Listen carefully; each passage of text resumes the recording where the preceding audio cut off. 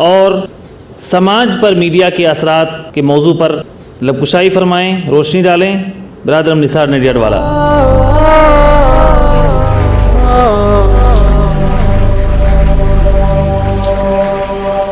अल्हम्दुलिल्लाह वस्सलातु वस्सलाम अला रसूलिल्लाह व अला आलिहि वस्हाबिहि अजमईन अम्मा बाद। औज़ु बिल्लाहि मिनश शैतानिर रजीम बिस्मिल्लाहिर रहमानिर रहीम। रब्बि इश्रह ली सदरी व यस्सिर ली अमरी वहलुल उक़दतम मिन लिसानी यफ़क़हू क़ौली।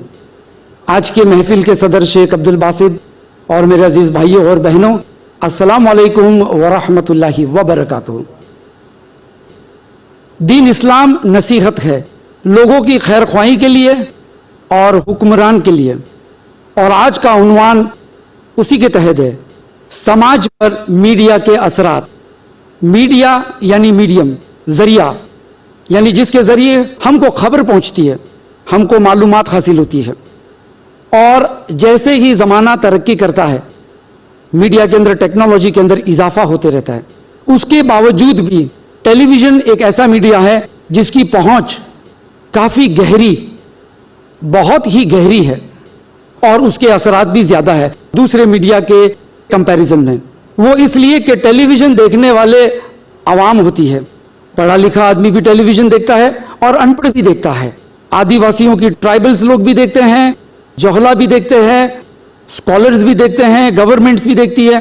तो टेलीविज़न का अपना एक स्टैंडर्ड है और उसकी अपनी एक पहुँच है। उसके अलावा टेक्नोलॉजी के अंदर काफ़ी इजाफा हो रहा है, काफ़ी डिस्कवरीज हो रही है, इन्वेंशंस हो रहे हैं, जिसके बदौलत आज खबरें बहुत आम होती हैं। मीडिया अच्छा भी है, मीडिया बुरा भी है। उसका अच्छा इस्तेमाल हो सकता है इंसानियत के फ़वाइद के लिए, और मीडिया के ज़रिए लोगों का नुकसान भी पहुंचाया जा सकता है। मीडिया एक हथियार है, इस हथियार के ज़रिए इंसानियत को बचाया जा सकता है, इस हथियार के ज़रिए इंसानियत का नुकसान पहुंचाया जा सकता है, इंसानियत को बर्बाद किया जा सकता है। आज मीडिया एक तरीके से हमारे ऊपर हुकूमत करती है। आज मीडिया की पकड़ हमारे सोच पर, हमारी पसंद पर, हमारे जायके पर, फैशन पर, हमारे रिलीजियस फेस्टिवल्स पे, त्योहार पर मीडिया की मोहर लगी हुई है। यानी आज मीडिया हमको हुक्म देता है कि हमें कैसे लिबास पहनने हैं, कौन सी फैशन की इत्तबा करनी है, कौन सी चीज़ खाई जाए, कौन सा बनियान पहना जाए, कौन से जूते पहने जाए, कौन सी कलम खरीदी जाए, ये मीडिया हमको कहती है। यानी एक तरह से मीडिया समाज का बॉस है, और मीडिया पे दो तरह के लोगों का कंट्रोल होता है।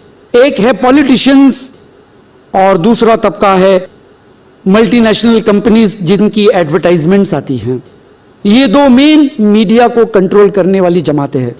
आज इन्हीं का किरदार क्या है और मीडिया किस तरह से हमारी ज़िंदगी में तब्दीली लाती है, इसका तज़किरा हम करेंगे, इसका जायज़ा हम लेंगे इंशाल्लाह।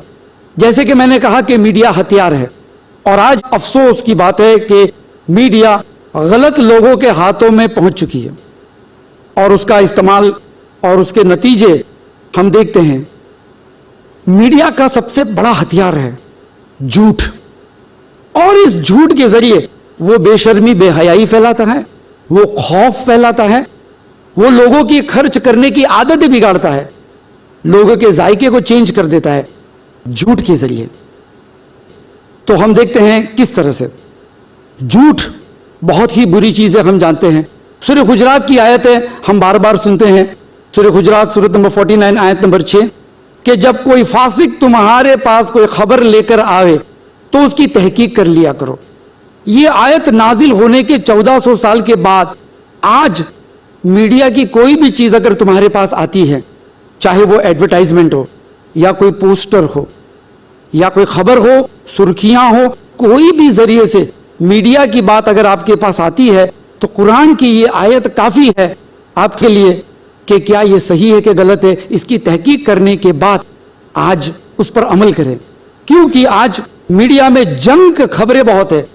आप समझते जंक फूड, आप जानते हैं जंक फूड यानी वो खुराक जो खाने में तो बड़ा लजीज होता है, यानी टेस्टी होता है, उसका पैकिंग अच्छा होता है, उसकी एडवर्टाइजमेंट अच्छी होती है, लेकिन सेहत के एतबार से वो अच्छा नहीं है। उसी तरीके से खबरों की दुनिया में भी खबरों में आजकल जंक खबरें बहुत हो जाती है कि दुनिया का, इंसानियत का कोई फायदा उससे नहीं होता है, लेकिन टेस्टी होते हैं खबरें सुनने का, मजा आती है लोगों को। यानी एक एडिक्शन लग चुका है लोगों को खबरें सुनने का। लोग ऐसे भी हैं फजर की नमाज नहीं पढ़ते होंगे, सवेरे कुरान नहीं पढ़ते होंगे, लेकिन हेडलाइंस, सुर्खियां, ये इनके बनाए, इनकी चाय हजम नहीं होती। ऐसे भी होते हैं। तो खबर की दुनिया में झूठ होता है और झूठ के अलग अलग तरीके होते हैं। एक तरीका झूठ का यह होता है कि लोगों के अंदर दहशतगर्दी फैला दे, यानी लोगों को डरा दे, खौफ। और क्योंकि मुस्लिम कम्युनिटी होने के नाते हमको उसका तजुर्बा है कि किस तरह से झूठ फैलाया जाता है, और इस झूठ फैलाने पर लोगों की आमदनी होती है। इस झूठ फैलाने में पॉलिटिशियंस का फायदा होता है, लेकिन बहुत सारी मल्टीनेशनल कंपनीज होती है, उनका माशी फायदा होता है, उनका इकोनॉमिकल एडवांटेज है। तो झूठ के अलग अलग तरीके, जैसे कि मैंने कहा सुर्खियां, हेडलाइंस ऑफ न्यूज़पेपर्स। और ये सुर्खियां ऐसी होती है कि आदमी का दिल करेगा कि देखिए खड़े रहकर। आप देखिए कि बहुत सारे लोग रेलवे स्टेशन पे, जहां पे अखबार के स्टॉल्स लगे हुए रहते हैं, बहुत सारे लोग आकर खाली हेडलाइंस चेक करते हैं, उसके बाद में तय करते कौन सा अखबार खरीदना। अब मार्केट बहुत टाइट है, जिसको कहते हैं गला काट कंपटीशन, कट थ्रोट कंपटीशन, कि भाई रोज अखबार बिकने चाहिए, 5 लाख अखबार, 6 लाख, 7 लाख।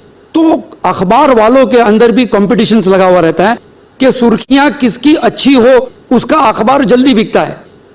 तो जब आप खड़े रहेंगे कभी स्टेशन पे या किसी अखबार के स्टॉल पे, तो सुर्खियां जब देखेंगे अखबारों के ऊपर हेडलाइंस, आपको ऐसा महसूस होगा कि वो चिल्ला रहे हैं।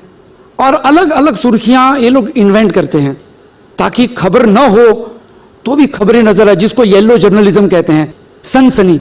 जैसे कि अभी आप कभी खड़े हो अगर बुक स्टॉल पे या कोई अखबार के स्टॉल पे, तो सुर्खियां अगर आपने देखी होगी तो सारी सुर्खियां चिल्ला रही है, सानिया मिर्जा की शादी हुई, सानिया मिर्जा की शादी है, और लोग अखबार खरीदना शुरू करते हैं। 75 पुलिस वाले मारे गए, वो खबरें भी अंदर चली जाती है 2-4 दिन के बाद, इसलिए कि उससे कौन खरीदता अखबार, बेमरे जिनके घर पे मातम होगा। हमको तो एक्साइटिंग न्यूज चाहिए। तो लोगों को एक्साइटमेंट का आदी बना दिया मीडिया ने, यानी सुर्खियां पड़ेगी आपको लगता है अखबार चिल्ला रहा है कि खरीदो, हमको खरीदो, ये खबर है फलाना डीम का, खरीदो खरीदो, हमको खरीदो, पढ़ो, और लोग खरीदते हैं। सुर्खियां के जरिए झूठ फैलाते हैं। जैसे मैंने कहा सनसनी, और ये सनसनी मीडिया की इब्तिदा में इतनी नहीं थी।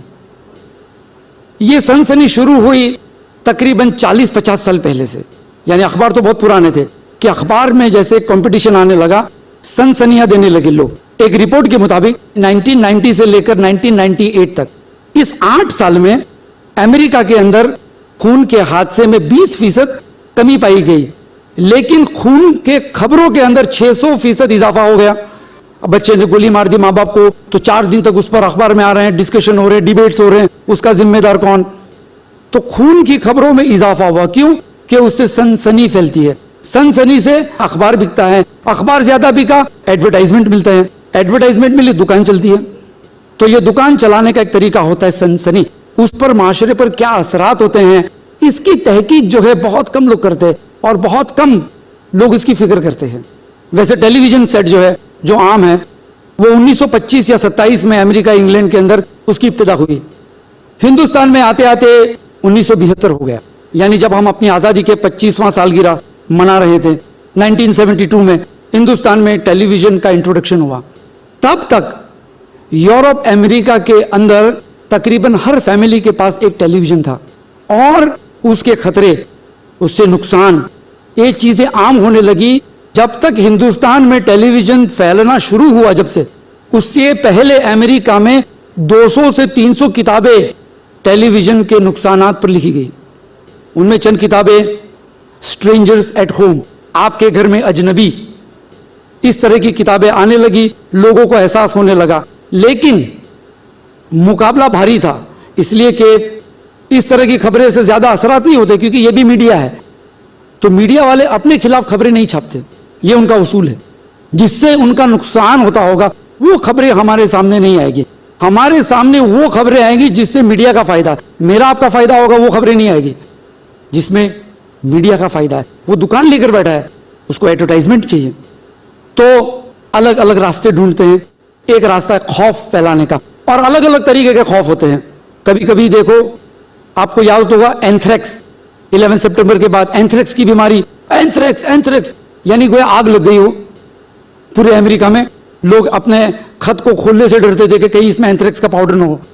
एक शख्स की मौत हुई थी, उसके बाद जो एंथ्रेक्स की पब्लिसिटी हुई है मीडिया के अंदर कि अमेरिकन सरकार ने तकरीबन $100 मिलियन इतनी सारी वैक्सीनेशन और दवाइयां खरीदी एंथ्रेक्स से बचने के लिए। अब वो अलग बात है कि किसका कमीशन था उसमें हम ज्यादा नहीं जाएंगे, लेकिन लोग कहते हैं अब अमेरिकन कि ये सोची समझी हुई साजिश थी।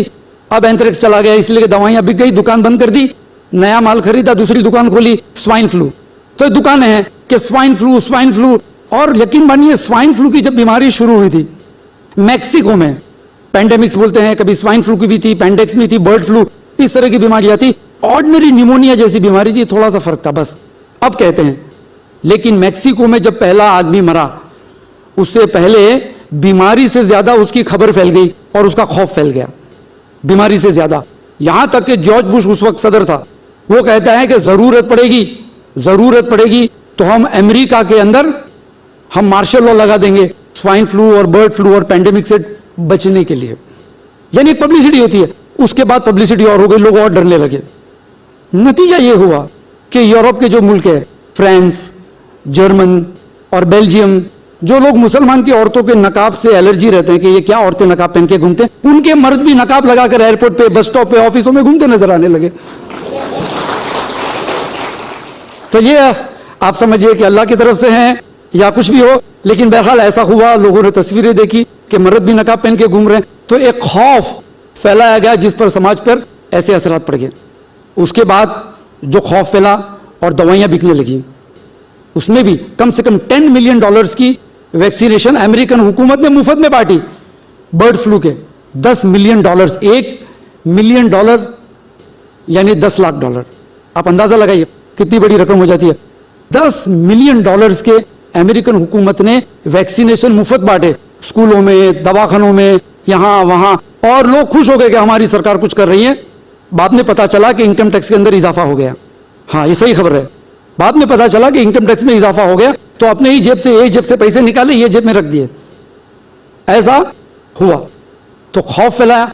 एक और खौफ जो आमतौर पे मैं तस्करा करता हूं कि बूढ़े होने का खौफ भी मीडिया ने फैलाई कि आदमी जुर्रियां देखता है शीशे में तो डर जाता है कि मैं बुढ़ा हो जाऊं। फिल्म स्टार्स, इंडस्ट्रियलिस्ट, ये लोग, उसके साथ कॉस्मेटिक इंडस्ट्री का बाजार, यानी दुकानें फिर खुलने लगी। आप जानते हैं 1968 तक जो विमेंस मैगजीन आती थी औरतों के मुतालिक, जो अखबारात आते थे, मैगजीन्स आती थी, इश्यूज आते थे, उसमें औरतों के लिए जो मुफीद हो, जो चीज फायदे वाली हो, उसके आर्टिकल और इश्तेहार ज्यादा रहते थे। कपड़े धोने का मशीन आया, या साबुन आया कपड़े धोने का, या बर्तन साफ करने का मशीन, या कोई भी ऐसी चीज, नई चद्दरें हैं, तकिए के कवर हैं, या इस्त्री है, यानी जो चीज आपको रोजाना काम आती हो और आपका काम आधा कर दे, फायदा हो आपके लिए, वो ज्यादा एडवर्टाइजमेंट थी उसकी, उसके आर्टिकल ज्यादा थे। लेकिन उसके बाद जो दौर शुरू हुआ, डाइटिंग के आर्टिकल एक ही साल में 70% बढ़ गए, 70% कि अपने आप को दुबला बनाओ, और सारे अखबारों ने लिखना शुरू किया। तकरीबन बहुत सारी औरतें, दुबली औरतें भी अपने आप को मोटी महसूस करने लगी। ये एक साइकोलॉजिकल असर है, उसका साइकोलॉजिकल असर है कि सभी लोग बोलने लगे कि कोई आगे गया, निसार भाई आपके कपड़े पे हरा दाग लगा, 1 बोला, 2 बोला, 5 बोला, तो मैं बाहर जाकर देख कर आऊंगा कि भाई क्या है। उस तरह से ये साइकोलॉजिकल असरात मीडिया ने करना शुरू किया। तो नतीजा ये हुआ आज, यानी 1998 तक औरतों की जो घरेलू चीजें होती है, चद्दर, तकिए के कवर, मैट्रेस, ये सारी चीजों की, झाड़ू मारने का मशीन, वैक्यूम क्लीनर, ये चीजें जो है, इनकी एडवर्टाइजमेंट सब मिलाकर $70 मिलियन आते थे बस मैगजीन्स के अंदर, टीवी पे। झाड़ू मारने का नया मशीन आया, या पोते मारने का मशीन आया, बर्तन मांजने का पाउडर, ये सारी चीजें जो आपको 24 घंटा काम आती है, उसकी एडवर्टाइजमेंट के पीछे सिर्फ और सिर्फ $70 मिलियन खर्च होने लगा, और $700 मिलियन कॉस्मेटिक्स की एडवर्टाइजमेंट्स, यानी कॉस्मेटिक एडवर्टाइजमेंट्स के पीछे $700 मिलियन लोग खर्चा करने लगे। तो खौफ फैल गया लोगों के अंदर कि जी क्या हर औरत लगा रही है। एक औरत ने बड़ा अच्छा आर्टिकल लिखा था इंटरनेट पर कि इनका अंदाज बड़ा अच्छा होता है कॉस्मेटिक बेचने वालों का।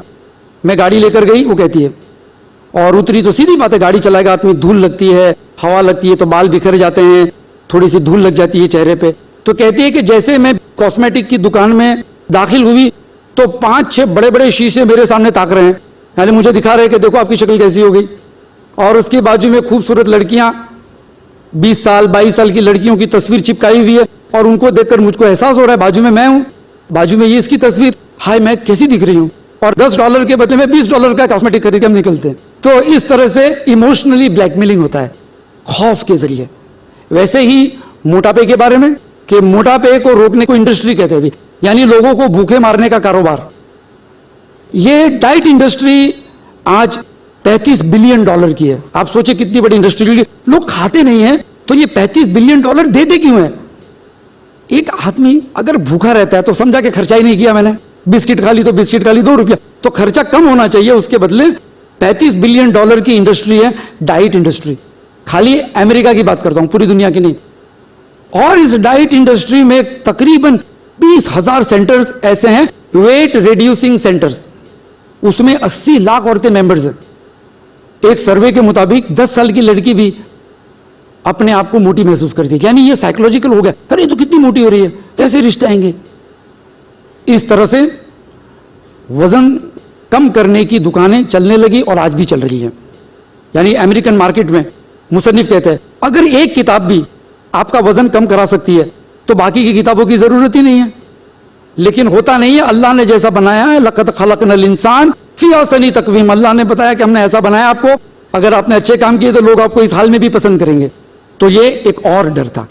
एक और डर हम देखते हैं 11 सितंबर के बाद जो मुसलमानों ने जो महसूस किया कि दाढ़ी टोपी वालों की तस्वीरें और टेररिज्म और इस्लामिक टेररिज्म, पैन अरब टेररिज्म और अजीब अजीब नाम देने लगे सुर्खियां, TV talks, chat shows, TRP के बढ़ाने के चक्कर में कि दुनिया मुसलमानों से डरने लगी। यानी 5-6 हट्टे कट्टे दाढ़ी वाले पठानी पहनकर अगर हवाई जहाज में बैठते हैं तो जब तक प्लेन लैंड नहीं करता है क्रॉस, हर आदमी जो है सोचता है कि ये 11 सितंबर वाले नहीं हो, समझे ना। इस तरह से एक खौफ डाल दिया कि पूरी दुनिया मुसलमानों से डरने लगी और बेचारा मुसलमान पूरी दुनिया में डरने लगा। देखिए दोनों एक दूसरे से डरते हैं, वो मेरे से डरता है, मैं उससे डरता हूं। जब बंबई के अंदर ट्रेन का धमाका हुआ तो उसकी पब्लिसिटी बहुत हो गई थी। मैं ट्रेन में जाता था, कभी कभी मुझे भूलने की आदत होती है, दिमाग ठीक है अल्हम्दुलिल्लाह, लेकिन इंसान होने के नाते कभी कभी आदमी भूल जाता, कभी टिफिन भूल गया, कभी बच्चों का स्कूल का बैग भूल गया। बंबई का जो बम धमाका, उसके बाद लोगों ने मुझे मदद की कि मैं भूल जाऊं। खास करके जो मेरे साथ ट्रेन में रहते थे अपने नॉन मुस्लिम भाई, वो देखते थे अरे भाई दाढ़ी वाला आया और ऊपर टिफिन रखा। अब वो कहते भाई साहब आपका है ना, आज ही मेरा है। कहाँ उतरेंगे? मैंने कहा कि भाई डरिए मत, दादर उतरूंगा। होता था ऐसा, कभी कभी थकान के मारे मैं सो जाता, लेकिन वो बेचारे जागते रहते थे कहीं कि हम अगर सो गए तो ये उतर जाएगा। इस तरह से जो है एक खौफ, हालांकि क्या इतने साल से सफर करते साथ में, लेकिन एक खौफ, मीडिया के पब्लिसिटी का एक असर था, ये बहुत ही गजब का असर। तो ये था, इसको खौफ इंडस्ट्री कहते हैं। एंथ्रैक्स, स्वाइन फ्लू, 11 सितंबर, ये दुकानें हैं, उनको नहीं पड़ी है कि क्या होता है दुनिया में, न खबरों के बारे में वो लोग तहकीक करते हैं। बस लोगों को पसंद हो वो पेश मत करो, लोगों को जो पसंद होना चाहिए वही पेश करो। तो लोग कहते हैं ये बच्चों के बारे में कि बच्चे जो हैं टेलीविजन देखकर बिगड़ जाते हैं। तो किसी ने मेरे साथ थोड़ी सी दलील कर ली एक दफा कि भाई साहब बच्चों को थोड़ा तो टेलीविजन दिखाना चाहिए ना, एंटरटेनमेंट हो जाता है। तो मैंने उसको समझा, भाई देखो जरा मेरी बात सुनो, अगर पानी उबलता है और आप अपने बच्चों को कहेंगे कि बेटा उसमें उंगली मत डालना, कोई कहेगा भाई थोड़ी तो उंगली डालने दे, कुछ शौक है थोड़ा सा डाल के देखे उसमें क्या हो गया, तो कहता हरगिज नहीं। मैंने कहा ठीक है, आपके पास गाड़ी है, आपका 12 साल का बेटा कहेगा कि डैडी थोड़ी गाड़ी चलाने दो ना, आप कहेंगे नहीं बेटा गाड़ी में चला, तो मैं कहूँगा चलाने देना यार, थोड़ा सा घूम के आएगा बच्चा, उसमें क्या हो गया, कंपाउंड में चलाएगा, अरे किसी को ठोक देगा तो खर्चा हो जाएगा, है ना, ऐसा सोचता है। तो टेलीविजन के नुकसान इससे ज्यादा है। बच्चा है कि बच्चा उंगली डाल देगा अगर गर्म पानी में तो 15-20 दिन के बाद उसके जो जख्म है वो भर जाएंगे, लेकिन ये जो टेलीविजन के जो जख्म है दिल पे, दिमाग पे, वो बहुत बुरे हो जाएंगे। आपको एटीएम मशीन समझेगा, यानी बच्चे बहुत सारे अपने माँ बाप को एटीएम मशीन समझते, अबू 20,000 रुपया लाओ मोबाइल खरीदने का, डैडी 500 रुपया दो ये खरीदने का, यानी एटीएम मशीन समझते कि जब भी पैसा चाहे तब निकाल सको। तो ये हाल होता है बच्चों के साथ भी। और लोग सोचते हैं कि बच्चे जो है टेलीविजन के सामने बैठेंगे तो थोड़ा सा हमको भी वक्त मिलता है इंटरनेट पे हम चले जावे, ऑफिस का काम करे, तो ये झूठ के सहारे बच्चों को आदी करते हैं। और टेलीविजन पे बहुत सारे हीरोज आते हैं। किसी ने एक अच्छा आर्टिकल लिखा था, the do it yourself kit, बच्चों को बिगाड़ने का, how to spoil a child, किसी बच्चे को बिगाड़े कैसे, तो उसका नुस्खा बताया कि किसी बच्चे को बिगाड़ना चाहते हैं, एक कार्टून के साथ उसका तारुफ करा दो, जैसे सुपरमैन, कॉमिक या कार्टून कोई भी, सुपरमैन या Batman, Tom and Dick and Harry, उसके साथ उसको बार बार बिठाइए, बार बार वही किताबें पढ़े, वही अखबार में पढ़े और उसकी वीडियो कैसेट्स देखे, बार बार देखे, दिखाते रहो और फिर उस कैरेक्टर से कोई गलत काम करवाओ, फिर आप देखिए बच्चा भी उसको सही समझ के करने लगेगा। बच्चे मासूम होते हैं। आपको पता है 1977 तक अमेरिका के अंदर कार्टून के ऊपर भी सेंसरशिप थी, बहुत कम लोगों को पता है। टॉम एंड जेरी जो समझते, लोग समझते बहुत मासूम है टॉम एंड जेरी, और वो दूसरा जो चूहा रहता है, जेरी रहता है, वो होशियार होता है, और दोनों हमेशा लड़ते रहते हैं। आप कोई भी देखेंगे टॉम एंड जेरी के अंदर यही चीज दिखाई जाती है कि लोग लड़ते रहते दोनों आपस में, और लड़ते लड़ते ऐसी हरकतें करते हैं कि आम जिंदगी में अगर आप करेंगे तो मर जाएंगे। कभी ट्रेन के नीचे चला जाता है, ट्रेन ऊपर से चली जाती है और वो खड़ा होता है, कभी 25वें माले से कूदता है, गिर जाता है, कभी पहाड़ पे से गिरता है, खड़ा हो जाता है, ऐसी चीजें दिखाई जाती है। बच्चे मासूम 5-6 साल के जो होते हैं, ये अफसाना और हकीकत के दरमियान तफरका नहीं कर सकते, ये समझते हैं कि हम भी ऐसा कर सकते हैं, तो कार्टून के जरिए बच्चे बिगड़ते। तो उसने लिखा कि आप बच्चे को बिगाड़ना चाहते हो तो आप किसी कार्टून या कॉमिक कैरेक्टर के साथ उसकी मोहब्बत करा लो, उसका इन्फ्लुएंस करा लो और उससे बुरा काम करवाओ। तो उसने एक एग्जाम्पल दिया बड़ा अच्छा, बैट वुमन, जैसे बैटमैन आता है, जैसे बैट वुमन है, सुपरमैन की तरह बैट वुमन है, एक लड़की है, स्लिम लड़की है, और कराटे आता है उसको, ये बिल्डिंग से वो बिल्डिंग तक छलांग मारती है, इस तरह से उसको कोई स्ट्रॉन्ग बैट वुमन दिखाया, और बाद में इतना चस्का लग गया, आगे चलकर एक एपिसोड में उसको लेस्बियन दिखाया, तो लड़कियों के अंदर लेस्बियनिज्म का शौक बढ़ गया कि उसमें क्या हो गया, ये भी तो करते, तो लोग उसको बुरा नहीं समझते।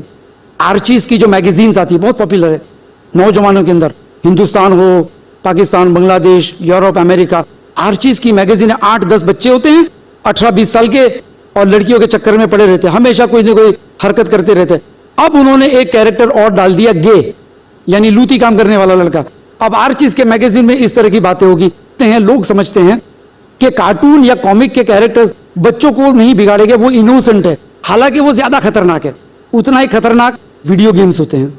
लोग समझते हैं वीडियो गेम्स, उसमें क्या खराबी है।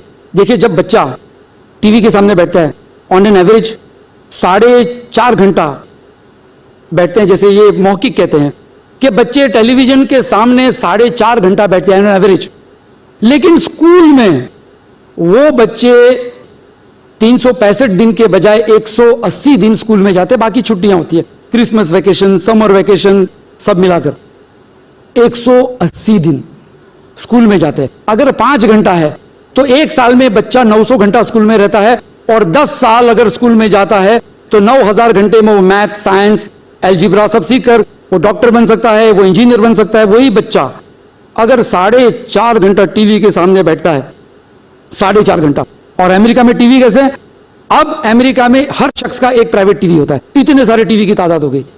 तो वो बच्चा जब टीवी के सामने अगर 4.5 घंटा बैठता है, साल भर में तकरीबन 1200 या 1300 घंटे वो टेलीविजन पे देखता है, और इस 1200-1300 घंटे में वो हर साल 2000 मर्डर सीन्स देखता है, 2000, 5000 दूसरे वायलेंस देखता है, जिसमें कोई शौहर अपनी बीवी को थप्पड़ मारता है, कोई गाली देता है, इस तरह की वायलेंस, कोई गाड़ी चोरी करता है, इस तरह के वायलेंस देखता है। बेशर्मी, बेहयाई के सीन्स 8000, MTV को न गिनकर 8000, यानी इतनी चीजें बच्चा एक साल में देखता है।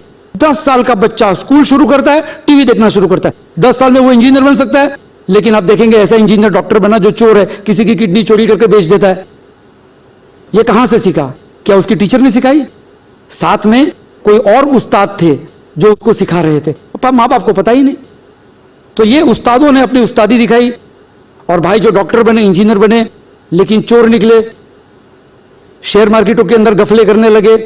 तो ये पढ़ा लिखा तबका बिगड़ता है इसलिए कि लोग समझते हैं कि खाली पढ़ाई लिखाई से फायदा है, अगर आपने नुकसान से नहीं रोका तो। मीडिया के ये असरात समाज को बदल देते हैं। मीडिया बेशर्मी और बेहयाई भी फैलाती है। जैसे कि आमतौर पे हम जानते हैं कि मीडिया के अंदर इतने सारे एपिसोड्स आते हैं, सोशल प्रोग्राम्स, जिसमें खुराफात होते हैं, देवर भाभी के बीच में अफेयर दिखाते हैं, पड़ोसी के साथ अफेयर, आदमी ऑफिस में जाता है तो अफेयर होता है।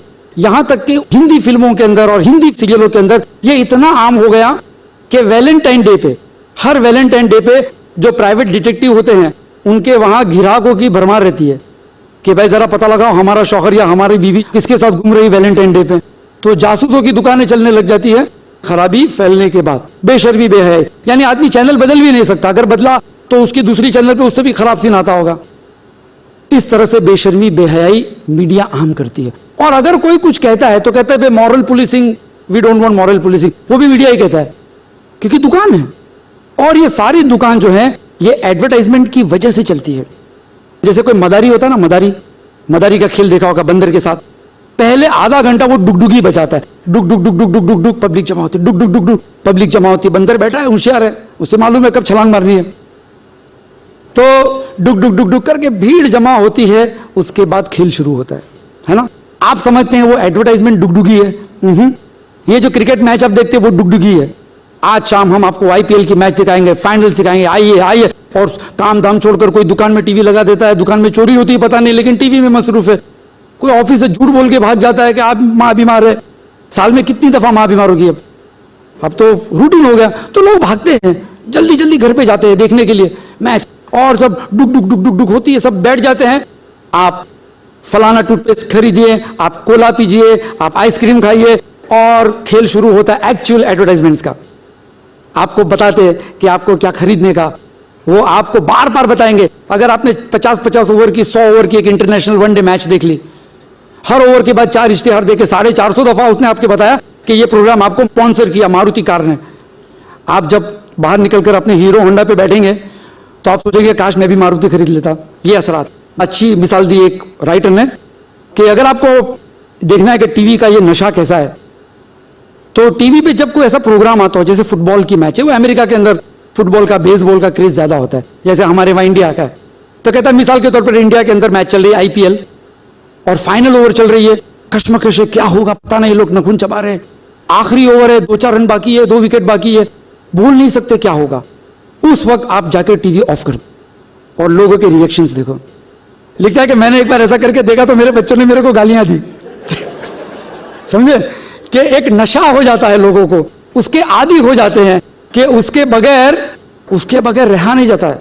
देखना है, कोई भी बीच में नहीं। कोई मेहमान आ गया तो मम्मी क्या आंटी को यही टाइम मिला क्या आने का, यानी आपस के ताल्लुकात भी ये लोग खराब कर डालते हैं। तो मीडिया बेशर्मी बेहयाई फैलाता है, बदतमीजी फैलाता है, और साथ ही साथ फजूल खर्ची भी करवाता है। यानी मीडिया ने हमारी खर्च करने की आदतें बिगाड़ दी। हर साल अब हिंदुस्तान के अंदर स्टैटिस्टिक्स के मुताबिक 20% खर्च बढ़ते जाते लोगों के, महंगाई की वजह से नहीं, शौक की वजह से। मॉल कल्चर, मॉलों में लोग 20% खर्चा बढ़ाते जाते हैं, लोग करते हैं।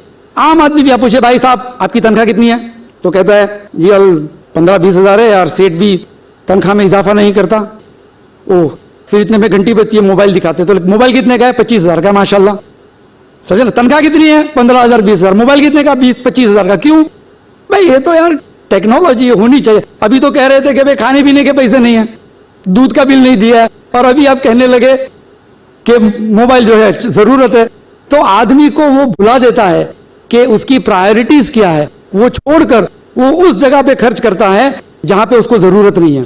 एडवर्टाइजमेंट वही काम करता है कि आपको वो खर्च करवाएगा जिसकी आपको जरूरत नहीं है। आपने कभी देखा कि तरकारी की एडवर्टाइजमेंट, बटाटे की एडवर्टाइजमेंट, कांदे की एडवर्टाइजमेंट, चावल की कभी कभी आ जाती है ब्रांड के लिए, लेकिन आपने कभी देखा क्या कोई भाजी की या गाजर मूली की एडवर्टाइजमेंट? नहीं, वो तो हम खरीदेंगे, वो तो जरूरत है ना, खरीदेंगे। तो हमको वो चीज दिखाएंगे जो हम नहीं खरीदेंगे, हमको बार बार कहेंगे हमने आपको ये मैच दिखाई, हमने आपको 50 ओवर दिखाई, आप हमारा टूथपेस्ट खरीदिए, आप हमारे जूते खरीदिए, हमारे सॉक्स पहनिए, हमारी टाई खरीदिए, हमारा कोला पीजिए, हमारी आइसक्रीम खाइए, खाइए, फजूल खर्ची। टाइम्स ऑफ इंडिया के एक रिपोर्ट के मुताबिक हिंदुस्तानी हर साल कितना कोलास पीते हैं, Cola, Pepsi Cola, Coca Cola, फलाना ढिमका, सोडास, कोलास, $1,700 मिलियन, और 45 रुपया आजकल चल रहा है शायद भाव डॉलर्स का।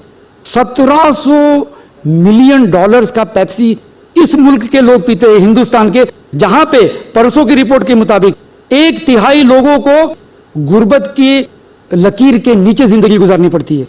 ऐसे मुल्क में लोग 1700 का कोला पीते, लेकिन लोग पीते रहेंगे, हम भी पिएंगे आप भी पिएंगे, इसलिए तो कोई बुरा नहीं कहता। ये खबरें सुर्खियां में नहीं आएगी, क्यों? अगर सपोज कि ये खबरें सुर्खियां में आ गई तो उसकी एडवर्टाइजमेंट बंद हो जाएगी ना अखबार वाले की, कि साहब आपको हमारे कोला की एडवर्टाइजमेंट चाहिए कि नहीं चाहिए, आपने उस पहले ही पेज पे लिख दिया मत पियो, कौन पिएगा? तो कभी कभी खबरें देने की जरूरत होने के बावजूद भी एडवर्टाइजमेंट के प्रेशर की वजह से लोग खबरें नहीं देते हैं, और कहते भी है कि हमको जो लिखना है अगर लिखे तो कल हमको नौकरी से निकाल देंगे। जानते भी ये लोग कि ऐसे खुराफात होते, फजूल खर्ची के आदी हो जाते। खबरें ऐसी होती है जो कचरे के डब्बे में से आप उठाएंगे, लेकिन खबर बहुत अहमियत वाली होती है। जैसे कि हिंदुस्तान में हर साल 58,000 करोड़ का अनाज खराब हो जाता है। 58,000 करोड़ रुपयों का अनाज है ना, कितना हो गया, खराब हो जाता है, गोदामों में सड़ते हैं, चूहे खा जाते हैं। इस तरह से 58,000 करोड़ इस मुल्क में जहां लोगों को खाने का तक नसीब नहीं होता, हर दिन 200-300 बच्चे भूखमरी की वजह से मर जाते हैं। इस मुल्क के अंदर इतना अनाज वेस्ट होता है, कभी भी आपने फ्रंट पेज पे देखा है क्या? कभी भी हमारे प्रॉब्लम जो है इस मुल्क के कभी नहीं देखेंगे, इसलिए कि अगर वो छापेंगे तो अखबार कौन खरीदेगा, किसको पड़ी है? ये सब लोग आदी हो गए एग्रेसिवनेस के, इसको जुनून कहते हैं। अगर आप देखें तो टीवी पे जो प्रोग्राम्स आते हैं, देखो कैसे लोग जुनून के आदी होते हैं। टीवी पे प्रोग्राम्स आते हैं, क्रिकेट की मैच है, 5 दिन की मैच है, तो 5 दिन की मैच देखने वाले कम होते हैं, वनडे इंटरनेशनल देखने वाले ज्यादा होते हैं।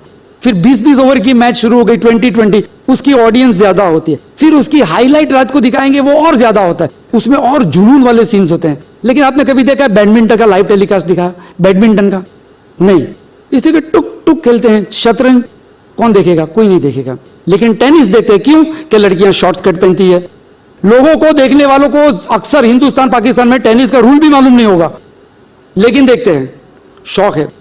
आप देखो कभी शतरंज की कोई चश्मे वाली कोई लड़की शलवार कुर्ता पहन के शतरंज खेलेगी तो 1 रुपये की एडवर्टाइजमेंट नहीं मिलेगी उसको, 1 रुपये की, क्योंकि बेशर्मी बेहयाई उनका खुराक है, एडवर्टाइजमेंट कंपनी का उनका खुराक है। अगर वो खुराक नहीं मिला तो लोगों को क्या दिखाएंगे? खबरों के बारे में भी ऐसा। इन सारी चीजों को देखकर पता चलता है कि मीडिया जो है मुआशरे के लिए बहुत नुकसान वाली चीज है। अब हम देखें इसमें मुसलमानों का क्या किरदार है, इलाज क्या हो सकता है इसका, किस तरह से हम जो है बुराई के खिलाफ लड़े। इसलिए कि ये जिम्मेदारी है मुसलमानों के ऊपर, बहुत बड़ी जिम्मेदारी है। असल जिहाद अगर हो रहा है तो वो मीडिया में हो रहा है। जिहाद किसे कहते हैं? बुराई के सामने जद्दोजहद करना, बुराई के सामने मेहनत करके लड़ना, उसको खत्म करना, उसको जिहाद कहते हैं। आज अगर जिहाद की सख्त जरूरत है वो मीडिया में है, लेकिन अफसोस की बात है कि वहां बहुत कम लोग जिहाद करते हुए नजर आते हैं, बहुत कम लोग नजर आते जिहाद करते, और जो होते हैं वो हमारे ही खिलाफ बात करते हैं, वो भी बुराइयां जो है उछालते हैं। पता चला कि एक तबका मुसलमानों का ऐसा होना चाहिए जो मीडिया के अंदर स्पेशलाइज करना चाहिए। आप लोग देखते होंगे दोहा डिबेट्स और फलाना ढिमका, आप देखिए अब जो है एक-एक सेंटेंस 1-1 मिनट का डिबेट्स आ गए। पहले शेख दीदार साहब को हम देखते थे, जाकिर नाइक को देखते थे, आधा घंटा वो बोलते हैं, आधा घंटा ये बोलते हैं, वक्त मिलता था दोनों का, वक्त नहीं मिलता है। 8-10 आदमी जो है वो इस्लाम के खिलाफ हो गए, एक आदमी को बिठाकर जो है आप सवाल पूछेंगे 10 आदमी, इस तरह से अपनी दुकान चलती है टीआरपी बढ़ाने के चक्कर में। तो मुसलमानों की जिम्मेदारी क्या है कि मेरी जब भी कोई तकरीर होती है उलमाओं की जमात में, पिछले दफा मैं सूरत गया था तो वहां उलमाए किराम थे, तो मैंने कहा कि आपके मदरसे में आप क्या क्या सिखाते बताइए? तो कहने लगे हम कंप्यूटर सिखाते हैं, अंग्रेजी सिखाते हैं। मैंने कहा और? कहने लगा आप डॉक्टर्स और इंजीनियर्स बनाने की भी हम लोग कोशिश करते हैं हमारे बच्चों की। मैंने कहा यही तो मीडिया कह रहा है हमको कि आपके बच्चों को पढ़ाओ, डॉक्टर्स बनाओ, इंजीनियर्स बनाओ, ये आपको क्यों नहीं कहते कि आप मीडिया में जाओ? क्यों नहीं कहते? आप बताइए मुझे कौन कहते? जानते अगर ये आएंगे तो यहां भी दुकान बंद। डॉक्टर्स और इंजीनियर्स अल्हम्दुलिल्लाह बहुत हो रहे हैं हमारे कौम में, मीडिया के अंदर जाने वाले, बात करने वाले कितने हैं? जाकर इस्लाम की बात करें, बहुत कम हो गए। और आज आग लगी है मीडिया में, हर तो हिंदू, मुस्लिम, बुद्धिस्ट, ईसाई, ये सब लोग इसके शिकार है। कोई नहीं चाहता कि उसका बच्चा बिगड़े, कोई नहीं चाहता कि उसकी बीवी जो है जिना करे, कोई नहीं चाहता, लेकिन कोई लड़ नहीं पाता है। लड़ने की ताकत सिर्फ कुरान में, कुरान की जो अजमत है, कुरान के अंदर जो कुव्वत है, उसको पढ़कर हक और बातिल को दूर करना, अलग करना, ये ताकत सिर्फ कुरान में है। और कुरान आपको मीडिया के लिए तैयार कर सकता, क्योंकि कुरान खुद एक मीडिया है। ये कुरान जो है ये एक मीडिया है, इसमें हेडलाइंस भी है। अल हता का हदीसुल गाशिया, क्या तुम्हें पता चला कि इन लोगों का क्या हाल हुआ। हल अता का हदीसुल जुनूद फिरौन व समूद, क्या तुम्हें पता चला? अल्लाह ताला हेडलाइंस दे रहा है कुरान के अंदर कि फिरौन का हाल क्या हुआ। देखिए कितनी सारी आयतें जो सिखाती है, हमको उभारती है। उनसे पूछो जमीन और आसमान किसने बनाया, अल्लाह ताला हमको इंटरव्यू देना भी सिखाता है। और कुरान की लैंग्वेज देखो कितनी रिच है, चाहे उर्दू हो, गुजराती हो, हिंदी हो, जिस लैंग्वेज का तर्जुमा आप पढ़ेंगे आपको ऐसा महसूस होगा कि आपके लैंग्वेज के अंदर, आपके जबान में रिचनेस आई, यानी आपकी बातचीत के अंदर बहुत सारे नए अल्फाज आए जो असर करते हैं। क्यों? कि वो अल्लाह के कलाम से आपने लिए। कुरान आपको सिखाता है किस तरह से गुफ्तगू करना, कुरान उसूल सिखाता है आपस की बातचीत के। तो कुरान एक मीडियम है। कुरान को मीडिया के जरिए लोगों के अंदर फैलाना आज मुसलमानों के लिए बहुत बड़ा तकाजा है, वरना नहीं होगा तो एक वक्त ऐसा आएगा मुसलमानों को अपनी पेशानी पे लिखना पड़ेगा my name is Khan and I am not a terrorist. हाँ, ऐसा वक्त आएगा ट्रेन में बैठे I am Nisar Natelwala, I am not a terrorist. हर मुसलमान को कहना पड़ेगा, इसलिए कि जब कहना था 50 करोड़ 60 करोड़ लोग सुन रहे थे, तब हम लोग ने नहीं कहा। हमारी दिलचस्पियां इंजीनियरिंग, मेडिकल साइंस, ये वो, हमारी जो है प्रायोरिटीज और जगह पे चली गई। जी इसमें तनख्वाह ज्यादा मिलती है, हमको फ्लैट खरीदना है, हमको तनख्वाह ज्यादा मिलती है करके हमारी प्रायोरिटीज हमारी माशी चीजों के ऊपर चली जाती है, उसके ऊपर डिपेंड हो जाती है। ये गलत है। आप जानते हो यूरोप अमेरिका की तकरीबन सारी कॉलेजेस और सारे यूनिवर्सिटी में डिबेट क्लासेस होते हैं, डिबेट क्लासेस, मुनाजरे के क्लासेस होते हैं, टूर्नामेंट होते हैं। जैसे आईपीएल टूर्नामेंट है वैसे मुनाजरे के टूर्नामेंट्स होते हैं इनके वहां। और यही बच्चे फिर बीबीसी, CNN, दोहा डिबेट्स यहां आकर बैठते हैं और मुसलमानों के साथ मुनाजरा करते हैं, उनको सवाल पूछते हैं, उनको फंसाने की कोशिश करते हैं और दुनिया को बताते हैं देखो कैसा मजहब है। हमारे कितने मदरसों में मुनाजरे की तालीम दी जाती है, कितने मदरसों में सिखाया जाता है कि माइक को ठीक करो, यह भी मीडिया का एक तरीका है। कितने लोगों को बताया जाता है कि टीवी न्यूज रीडिंग करो तो टीवी के सामने बैठो, कैमरा के सामने देखो। ये चीजें की तालीमात हमारे मदरसों में नहीं होती। लोग सोचते हैं कि जी हराम है, कुछ सोचते हैं मकरूह है, लेकिन इसकी वजह से उम्मत का एक इंटेलिजेंट तबका, जिसको हम उलमा कहते हैं, पढ़ा लिखा तबका, दीनी मालूमात वाला तबका, उनके अंदर अच्छे अच्छे ज़हीन लोग रहते हैं जो मुकाबला कर सकते हैं, लेकिन तरीका नहीं आता। किसी को मर्सिडीज की गाड़ी दे दो, कैसे चलाना नहीं सिखाएंगे। तो आज ये जरूरी है मुसलमानों के लिए कि लोगों को भी कहे कि भाई आप अपना पैरेलल करियर बनाइए। चलो मान लिया कि आप डॉक्टर है, मान लिया कि आप इंजीनियर है, नो प्रॉब्लम, लेकिन आप लोग ने क्यों बंद कर दिया उसके बाद मीडिया का दूसरा करियर बनाने। जैसे कि आप डॉक्टर है लेकिन आप शेयर खरीदते हैं, आप इंजीनियर है लेकिन आप दूसरी चीजें सीखते हैं। आप इन तरह की चीजें सीख कर आपने दूसरा जरिया बनाया आमदनी का, पैरेलल करियर बोलते उसको अंग्रेजी में, पैरेलल करियर। मीडिया को पैरेलल करियर क्यों नहीं बना सकते? अगर आपको एक आध घंटा भी मेहनत करनी पड़े, कोई अपनी जबान पे मेहनत करे, कोई ट्रेनिंग हासिल करे, 1 घंटा करे, 2 साल के अंदर आदमी इतना तैयार हो सकता है। हमारे वहां फौज आ सकती है, we can march into media. हम फौज की फौज ले जा सकते हैं। हमारा न्यूज रीडर होगा, हमारा प्रोड्यूसर होगा, हमारा कैमरामैन होगा, हमारे लिखने वाले, हमारे न्यूज एनालिसिस करने वाले एंकर्स हमारे होंगे, प्रोग्राम्स का प्लानिंग हमारे बच्चे करेंगे। और जरूरी नहीं कि जो है लोग हमको भगा देंगे। लोग चाहते हैं कि अच्छे प्रोग्राम्स हो, तभी तो टीवी खरीदा है उन्होंने कि भाई हमारे घर में अच्छी बातें सुनने मिले। लेकिन हम सो रहे हैं, हम दूसरों के मोहताज हो गए कि भाई रॉबर्ट फिस्क हमारे तरफ से बात करे, अरुंधति रॉय हमारे तरफ से बात करे, फलाना हमारे तरफ से बात करे। हमारे पास कितने पैसे हैं? बंबई शहर के अंदर करोड़ों रुपए होंगे, हर महीने हर साल एक चैनल चला सकता है बंबई के मुसलमान, लेकिन हम नहीं चलाते।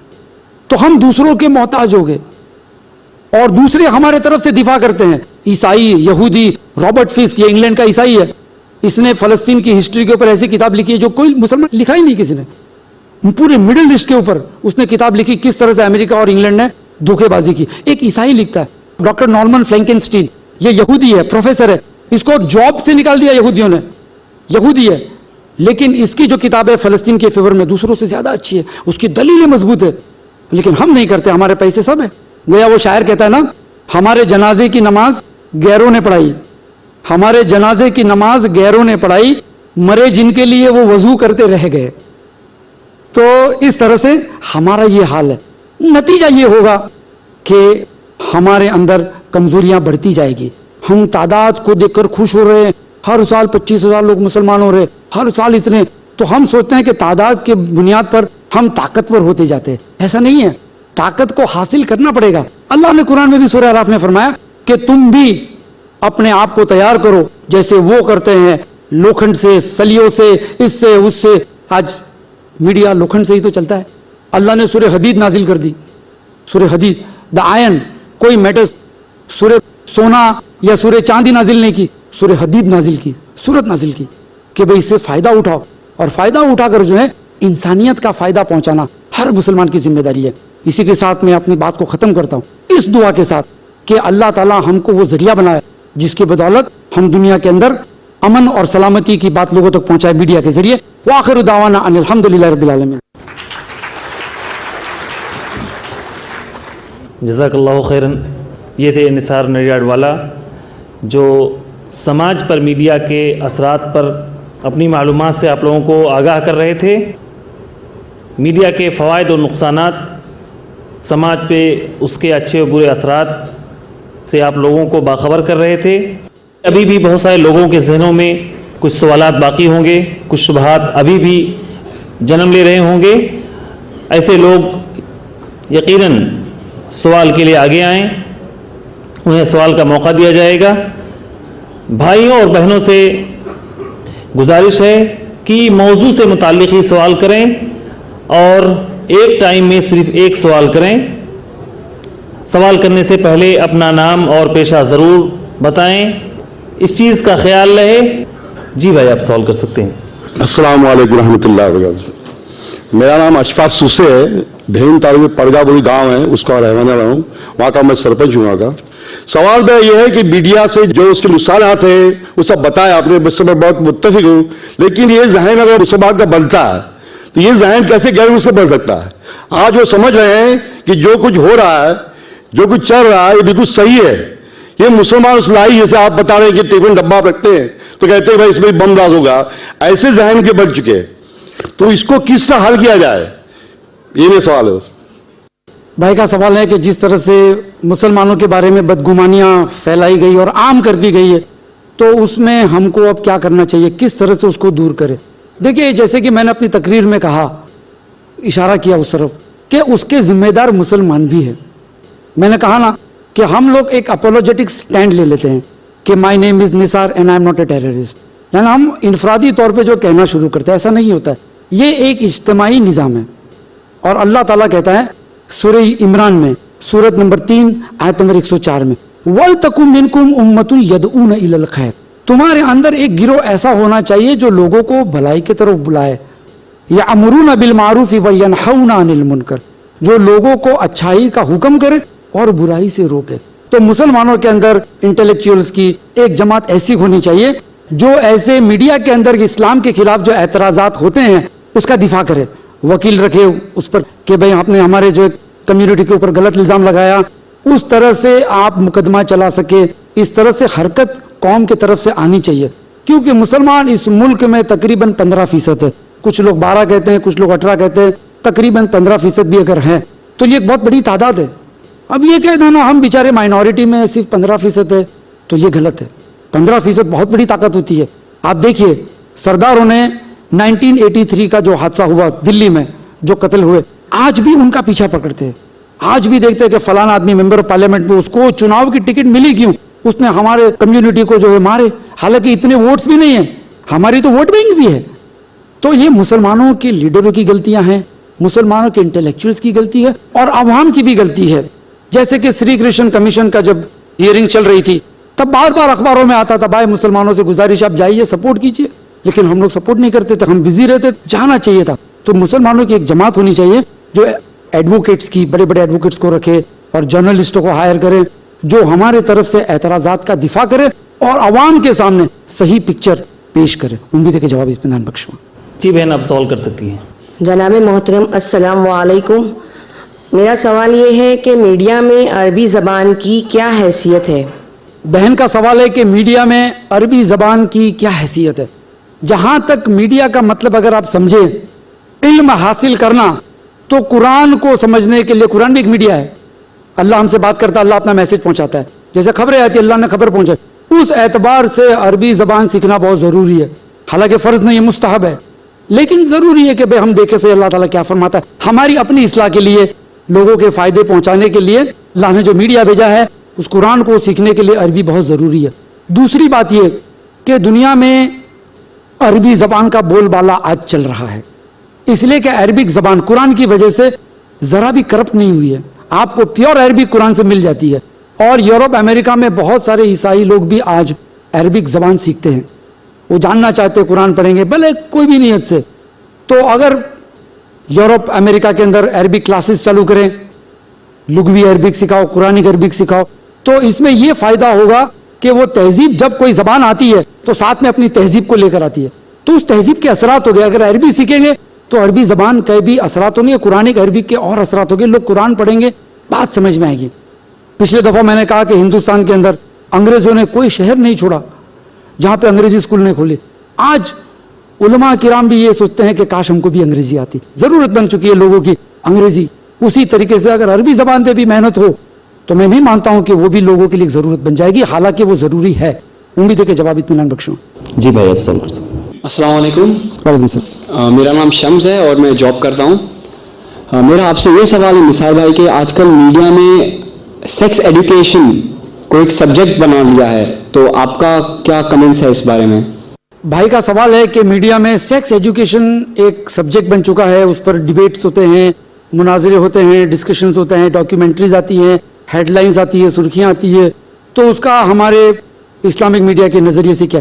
देखिए, as far as sex education is concern, जहाँ तक सेक्स एजुकेशन की बात है, जिसको जिनसी इल्म कहते हैं, तो इस्लाम ने भी सिखाया है सेक्स एजुकेशन। और कुरान और हदीस में मुख्तलिफ जगह पर आपको इसकी तालीम मिलती है। लेकिन कन्वेंशनल एजुकेशनल सिस्टम, ये जो मॉडर्न एजुकेशनल सिस्टम है, जिस सेक्स एजुकेशन की बात वो लोग करते हैं, वो इस्लाम से क्या, एक आम इंसान जो गैर मुसलमान है वो भी उसकी मुखालिफत करता है। दोनों की तालीमात में फ़र्क है, दोनों के सिलेबस में फ़र्क है। जो मॉडर्न एजुकेशनिस्ट है उनका जो सेक्स एजुकेशन का जो सिलेबस है उसमें प्रेगनेंसी कैसे दूर करना वो सिखाते हैं, कॉन्डोम्स कैसे इस्तेमाल करना ये सिखाते हैं, कौन सा पिल्स खाना चाहिए कि औरत प्रेग्नेंट नहीं होगी ये सिखाते हैं, और छोटे छोटे बच्चों को भी सिखाते हैं। एक रिपोर्ट के मुताबिक, संडे ऑब्जर्वर जो लंदन से छाया होता है, उसके रिपोर्ट के मुताबिक 2000 स्कूलें यूनाइटेड किंगडम में ऐसी है, 2000 स्कूलें ऐसी है जहां पे प्राइमरी सेक्शन में भी वेट नर्स होती है। वेट नर्स कहते हैं वो औरत जो डॉक्टर नहीं है लेकिन प्रेगनेंसी के बारे में मालूमात रखती है। तो उसका काम किया तो वो लिखते हैं 2000 स्कूलें हैं जहां पे औरतें हैं, और ये बच्चों को सिखाते हैं कि किस तरह से अबॉर्शन कराना उनके माँ बाप को पता तक न चले। यानी स्कूल के अंदर कोई बॉयफ्रेंड आ गया और हम बिस्तरी कर ली, लड़कियां प्रेग्नेंट हो गई, तो किस तरह से उसको दूर किया जाए, अबॉर्शन किया जाए, वो सिखाते हैं। तो ये मॉडर्न एजुकेशन जो है, सेक्स एजुकेशन, वो ज्यादा बेहयाई फैला रहा है। इस्लाम ने भी सेक्स एजुकेशन की बात की। आप कुरान में पढ़ेंगे, अल्लाह ताला हैज के बारे में कहता है, अल्लाह ताला सेक्स के बारे में बताता है, अल्लाह ताला पर्सनल साफ सफाई के, हाइजीन के बारे में बताता है। ये चीजें भी इस्लाम तालीम देता है, इन चीजों की भी। इस्लाम का सेक्स एजुकेशन का सबसे इंपॉर्टेंट चैप्टर अगर कोई है तो वो मॉरल एजुकेशन है। हिजाब वो भी सेक्स एजुकेशन है कि गैर महरम मर्द और औरत एक दूसरे से दूर हैं और इंटरमिंगलिंग न करें, क्योंकि इस्लामिक सेक्स एजुकेशन का ये उसूल है कि माशरे के अंदर बुराई न फैले, माशरे के अंदर जिनाकारी न फैले, बेशर्मी, अडल्टरी, फॉर्निकेशन ये न फैले, न सिर्फ बच्चे बल्कि बड़े भी। तो इस्लाम के अंदर भी सेक्स एजुकेशन का कोर्स है। बुखारी शरीफ के अंदर आप देखेंगे किताबुल तहारा, किताबुल हैज, उनके अंदर बहुत सारे मसाइल को अल्लाह ने खुलकर बयान किया है। सूरह बकरा के अंदर अल्लाह ताला फरमाता है, अल्लाह ताला शर्म महसूस नहीं करता, अल्लाह ताला शर्म महसूस नहीं करता हक बात बताने में। और बुखारी की हदीस है किताबुल तहारा के अंदर कि हजरत आयशा रज़ी अल्लाह ताला ने कहते हैं कि अंसार की औरत का इल्मी जज्बा क्या कि अल्लाह के रसूल सल्लल्लाहु अलैहि वसल्लम के पास आकर पर्सनल मैटर्स, पर्सनल हाइजीन के बारे में भी सवाल करते थे। तो पता चला जहां तक सेक्स एजुकेशन का सवाल है, इस्लाम को उससे ऑब्जेक्शन नहीं है, क्योंकि हमारे वहां बच्चा बलागत की उम्र पे पहुंच जाता है 12-13 साल की उम्र में इस्लामिकली अकॉर्डिंग टू शरिया, और हमारे वहां शादियां डिले नहीं करते। हदीस कहती हैं कि शादियां डिले मत करो। तो ये सारी चीजें जो है सेक्स एजुकेशन की इसलिए है इस्लाम में, समाज में करप्शन ना हो, मॉरल करप्शन, फिजिकल करप्शन ना हो, लड़कियों की इज्जत के साथ खेला ना जाए, छोटी छोटी लड़कियां प्रेग्नेंट हो जाती है स्कूलों में, कॉलेजों में, ये सब ना हो, बल्कि साफ सुथरा माशरा हो। ऑन द कॉन्ट्रेरी जो मॉडर्न एजुकेशन है, आप देखेंगे जवाहरलाल नेहरू यूनिवर्सिटी, वहां पे कॉन्डोम्स मुफ्त में मिलते हैं कैंटीन के बाहर, बुक स्टॉल के बाहर। किस लिए? क्या कोई शख्स अपनी बेटी को डॉक्टर बनाने, इंजीनियर बनाने इसलिए भेजता है कि किसी के साथ सोए और प्रेग्नेंट होकर आवे, हिंदू हो ईसाई हो, कोई नहीं चाहता, लेकिन ये बुराई है और ये सेक्स एजुकेशन के जरिए इसको फैलावा दिया जा रहा है। इसलिए इस्लामिक नजरिए से कॉन्टेम्पररी सेक्स एजुकेशन जो है वो जायज नहीं है, इस्लाम ऑलरेडी इसको सिखाता है। उम्मीद है कि जवाब इत्मीनान बख्शूगा। जी बहन, आप सवाल कर सकती हैं। अस्सलाम वालेकुम। इस पुराशुभ दौर में मीडिया मुख्तलिफ तरीकों से हमारी ज़िंदगियों पर गालिब आ चुकी है। हमारी नस्लों को मीडिया के बुरे असरात से किस तरह बचाया जा सकता है? बहन का सवाल है कि मीडिया की पहुंच घरों तक पहुंच गई है, अब उसके जो असरात है उन असरात से अब हम हमारे बच्चों को, लोगों को कैसे बचाएं? तो मैंने कहा कि पैरेलल मीडिया हमारे पास होना चाहिए। ये गटर का पानी है, ये साफ पानी है, लोग गटर का पानी पी रहे हैं, हम साफ पानी लेकर आएंगे तो लोग उसको पसंद करेंगे। सबको अच्छी अच्छी चीजें पसंद है। पैसा खर्चा करने के बाद भी आदमी जब स्लीपर खरीदता है तो भी 10-20 रुपए का स्लीपर भी ऐसा देखता है, 2 रुपए की पेन खरीदता है तो भी देखता है कि अच्छी है कि नहीं, पे पैसा खर्चा किया, 5 रुपए की पेन 2 रुपए की पेन तो क्या हो गया। उसी तरीके से अगर एक पैरेलल मीडिया मुसलमान बना सकता है, कुरान के तालीम याफ्ता लोग, अगर पैरेलल मीडिया मुसलमानों का हो जिसमें समाज के प्रॉब्लम्स का तस्करा हो, जिसमें समाज के अंदर जो बुराइयां फैलती है उसका तस्करा हो, उसका इलाज हो, तो लोगों को दूसरा ऑप्शन मिलेगा। और मैं समझता हूं कि ये जरूरी है, मुसलमानों के ऊपर गोया ये फर्ज किफाया है कि करना ही पड़ेगा, वरना उम्मत अल्लाह के नजदीक जो है गुनहगार ठहराई जाएगी। उम्मीद है कि जवाब इत्मीनान बख्शूं। जी भाई, आप सवाल कर सकते हैं। अस्सलाम वालेकुम वरहमतुल्लाहि वबरकातुहू। मेरा नाम रिजवान है, मैं बिजनेस करता हूँ। पीस टीवी न्यूज़ चैनल के बारे में पहले भी अखबार में डॉक्टर साहब का इंटरव्यू आया था, वो कहाँ तक पहुँचा है? भाई का सवाल है कि पीस टीवी न्यूज़, जिसका हम बार बार ऐलान करते हैं और हमारा ख्वाब भी है कि पीस टीवी का एक न्यूज़ चैनल होना चाहिए कि लोगों को ऐसी चिल्लाने वाली सुर्खियां न दे, बल्कि ईमानदारी से जो सच है वो बताए। तो कहाँ तक पहुँचा वो अभी भी तलाश जारी है। हम नए मुबल्लिगों को तैयार कर रहे हैं, इसलिए कि चैनल चालू करना कोई बड़ी बात नहीं है, लेकिन आप बताएंगे क्या? आप लाएंगे किसको? टेलीविजन कैमरा लेकर आपका कौन शख्स आएगा? हिजाब का एहतमाम खुद करता है कि नहीं करता, आप किसको पता? इसलिए कि खबरों के अंदर दौड़कर पहुंचना पड़ता है, अलग अलग जगह पर तुम्हारे रिपोर्टर्स होने चाहिए। तो वो जब तक नहीं होंगे तब तक चैनल चालू करना खतरा है। अगर किसी शख्स ने कुछ कह दिया तो फिर बोलेगे देखो मुसलमान ऐसा कर रहे हैं, झूठ बोल रहे हैं। इसीलिए थोड़ा सा वक्त जा रहा है। बहरहाल लेकिन ख्वाब है, इरादे का सवाब अल्हम्दुलिल्लाह हमको अब तक मिल चुका होगा अल्लाह ने चाहा तो, लेकिन कोशिश हमारी जारी है। जहां तक पीस टीवी का सवाल है, ये उसमें लाइव प्रोग्राम बहुत कम होते हैं, कभी कभी हो जाता है। आमतौर पे हम रिकॉर्डिंग करते हैं, फिर उसका सेंसरशिप होता है।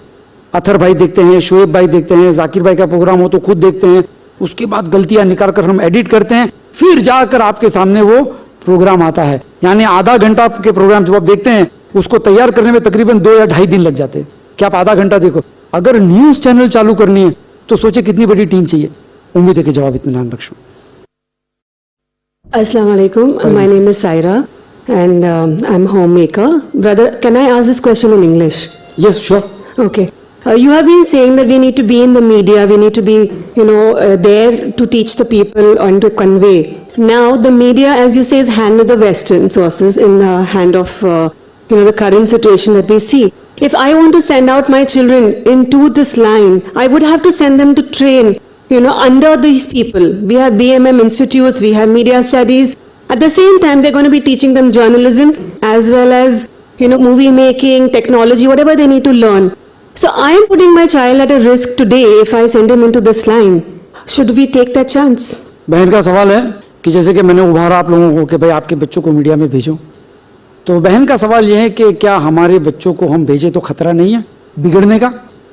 आज मीडिया गैरों के हाथ में, हो सकता है हमारा बच्चा हो बिगड़ जाए। और देखा भी गया है कि कुछ मुसलमान वहां जाकर, सलमान रश्दी और तस्लीमा नसरीन भी मीडिया के ही प्रोडक्ट है, पता नहीं वहीं जाके बिगड़े होंगे। तो क्या हम खतरा नहीं मोल लेते? देखिए, जब मैंने कहा मीडिया के अंदर जाना चाहिए तो मैंने 2 बात कही। एक ये कही कि मीडिया के अंदर बहुत सारे ऑप्शंस है, जरूरी नहीं कि आप जो है उसी मीडिया में जाएं। मीडिया के बहुत सारे ऑप्शंस है, मैंने स्टार्टिंग में कह दिया। यूट्यूब पे आप अपना प्रोग्राम्स बनाकर डाल सकते हो, उसके में आपको कोई बिगड़ने का चांस नहीं है। सीखने जाने की बात अलग है। मीडिया की कुछ चीजें ऐसी है जो बगैर कोचिंग के आदमी सीख सकता है, यानी जो कॉलेजेस में गए बगैर, जैसे कि लिखना है। अब ये जितने बड़े बड़े राइटर्स आज, MJ अकबर है, और फिर आप देखिए खुशवंत सिंह है, फिर बहुत सारे जर्नलिस्ट ऐसे हैं जिन्होंने फॉर्मली तौर पे कोई कोर्स नहीं किया है जर्नलिस्ट बनने का। ये लोग खुद लिखने का शौक रखते थे तो लिखना शुरू किया, और बहुत सारे मुसन्निफ़े देखिए लोगों की किताबें, उन्होंने कोई ट्रेनिंग हासिल नहीं की। तो मीडिया का मतलब होता है कि अगर आपको लगता है वहां खतरा है, आप अपने बच्चों को मत भेजो। लेकिन मीडिया में आप रह सकते हो, किस तरीके से रह सकते हो कि आप आपका बच्चा इंटरनेट पे भी, ऑनलाइन पे भी सीख सकता है। आज ये है, ऑनलाइन पे सीख सकता है। उसके बाद कोई अच्छा मुसलमान हो, उसके वहां काम करके भी डायरेक्ट एक्सपीरियंस ले सकता है। क्योंकि मैं भी मीडिया का प्रोडक्ट हूं। 1986-87 में मुझको भी मीडिया का शौक था। तो मैंने किसी, हमारे ज़माने में डिग्रीज नहीं थी उस वक्त, तो मैंने किसी सीनियर एडिटर के वहाँ नौकरी की और 2 साल तक सीखा हेडलाइंस कैसे बनाने का, आर्टिकल छोटा कैसे करने का, इंटरव्यू लेने जाओ तो कैसे, तो वो डायरेक्ट सिखाते हैं। उसी तरीके से कोई अच्छे मुसलमान हो, उनके पास आप भेजो। तजुर्बा किताबों से ज़्यादा सिखाती है। आदमी जब तजुर्बा करता है, हासिल करता है प्रैक्टिकल जाकर। अगर मैं आपको तैरने की किताब दूं तो थोड़ी पानी में छलांग मारेंगे? अब नहीं मारेंगे भाई, पहले थोड़े से पानी में जाए, हाथ पैर हिलाना सीखे, फिर देखे डूबता हूं कि नहीं डूबता हूं, फिर आगे बढ़ता हूं। उसी तरीके से मीडिया का भी हाल ऐसा है कि संभाल के जाना चाहिए। लेकिन मैंने कहा कि हमारा इंशाल्लाह हारमन मीडिया या पीस टीवी या IRF, हमारा ख्वाब है कि इंशाल्लाह हम मीडिया के क्लासेस खोलेंगे। उसके बाद मुसलमान खुद इंशाल्लाह मीडिया चालू करेगा। आप देखिए, आज से 25-30 साल पहले जब शेख अहमद दीदात ने तहरीक शुरू की, दावत और तबलीग की, तजदीद की, दावत तबलीग सब करते थे, लेकिन ग्लोबल लेवल पे जो दीदात साहब ने किया, उसके बाद धड़ाधड़ मुसलमानों के अंदर दाइज आने लगे। आपने देखा, एक के बाद एक। हैदराबाद में भी सेंटर है, और वहां भी सेंटर है, और भोपाल में भी है, केरला में भी है। दुनिया भर के शहरों के अंदर मुसलमान तबके जो है उन्होंने खोलना शुरू कर दिया अपने इस्लामिक सेंटर्स, दावा सेंटर्स। उसके बाद डॉक्टर जाकिर नाइक ने शुरू किया इस्लामिक स्कूल। अब मुसलमान लोग माशाल्लाह इस्लामिक स्कूल खोलना शुरू कर रहे हैं। अब इंशाल्लाह हमने पीस टीवी चालू किया। इंशाल्लाह देखिए आप, मेरे दिल की गहराई से दुआ है कि इतने सारे मुस्लिम चैनल आ जाएंगे कि गैर मुस्लिम भी आपके उसूल के मुताबिक प्रोग्राम बनाने के लिए तैयार हो जाएगा। इतना होगा इंशाल्लाह। तो अल्लाह ताला फरमाता है सूरह इमरान के अंदर आखिरी रुकू की शुरुआत में, अल्लाह ताला फरमाता है कि मैं मोमिन मर्द और औरत की मेहनत को जाया नहीं करूंगा। अगर तुमने कोशिश की, अल्लाह ताला तुमको मौका देगा। 1988 में जब मैंने जर्नलिज्म छोड़ा, मेरे अब्बा ने कहा छोड़ दे भाई, नहीं तो तुझको सलमान रश्दी बना देंगे। इसलिए कि माहौल ऐसा था, आज भी ऐसा है। या तुम एथिस्ट बन जाओगे या एग्नोस्टिक बन जाओगे, कुछ भी बन सकते हो। तो अच्छा नहीं लगता था भाई, हमको लिखने का शौक है, पढ़ने का शौक है, अब कपड़े की दुकान में अब्बा ने बिठा दिया तो अच्छा नहीं लगता था। लेकिन आज अल्लाह ने जो है मेरी फिक्रों के मुताबिक, आज मैं मीडिया में हूं, आज मीडिया में आज लोगों के सामने हक बात करता हूं। वही टैलेंट, वही बात, वही चीज सीखी। तो आज फिक्र करेंगे कि भाई हमारे बच्चे को मीडिया में इसलिए भेजना है कि वो सीख कर लोगों की खिदमत करें। तो आप जब आपका बच्चा सीखेगा, उसी वक्त आपकी नजर रहेगी कि क्या सीख रहा है। और इंशाल्लाह अल्लाह ताला अच्छे दोस्त अहबाब भी देगा। अल्लाह से दुआ करते रहेंगे तो खतरा है, लेकिन इतना नहीं कि आदमी जो डर के मारे जावे नहीं। उम्मीद है कि जवाब इत्मीनान बख्शूंगा। जी भाई, अफसर का अस्सलाम वालेकुम। मेरा नाम अब्दुल गनी है। अभी ऑडियंस में एक शेर कहना चाहूँगा। आप लोगों ने जो स्टेज से काफ़ी शेर कहा है, किसी शायर ने कहा है, मेरा शेर नहीं है ये, किसी और का है, नहीं तो ऑडियंस में बैठेंगे तो फिर तकलीफ़ हो जाएगी। कि न जाने इतने खुश नज़र आ रहे हैं मेरे शहर के लोग कैसे, न जाने इतने खुश नज़र आ रहे हैं मेरे शहर के लोग कैसे, मानो किसी ने आज अखबार ही नहीं पढ़ा हो जैसे, मानो किसी ने आज अखबार ही नहीं पढ़ा हो जैसे। तो शुक्रिया। तो मेरा सवाल है, आपने और जाकिर भाई भी अक्सर कहते हैं, आपने भी कहा आज कि कुछ न्यूज़ आइटम आएंगे तो उसको यानी उसको वेरीफाई करना चाहिए, और आपने कुरान की भी आयत भी कोट। अभी किसको फुर्सत है इतनी वेरीफाई करने की? अभी पेपर पढ़ा, कुछ न्यूज़ आइटम आई, या तो एब्जॉर्व कर लो, एग्री करो। अभी वेरीफाई करने को इन्हें आपका कहने का मकसद क्या है? वेरीफाई करना, अभी काफ़ी न्यूज़ आती है, वेदर यू टेक इट, और आपको अगर इंटरेस्ट हो तो आप दूसरे सोर्सेज से इसको ज़रा वो कर सकते, मगर हर न्यूज़ को वेरीफाई करना तो उससे क्या, एक मेरा ज़ाती वो है कि एक सस्पिशन, यानी कोई न्यूज़ आए but there is a mental block, यानी सस्पिशन है कि भाई ये सही है गलत है, तो उसको ज़रा वेरीफाई करने से सबब क्या है आपका? और हम लोग कहते हैं कि भाई अल्लाह ताला खुद कहता है कि खबरें जो हैं उसको क्रॉस चेक कर लिया करो। तो मैंने कहा कि खाली खबरें नहीं, एडवर्टाइजमेंट को भी क्रॉस चेक करो। अगर वो कहता है कि ये कॉलगेट टूथपेस्ट से आपका दांत सफेद होगा, अगर एक बार नहीं हुआ तो फलाना टूथपेस्ट दोबारा मत लेना। हर चीज का एडवर्टाइजमेंट का भी देखिए किया करो भाई, खाली खबरों की क्यों?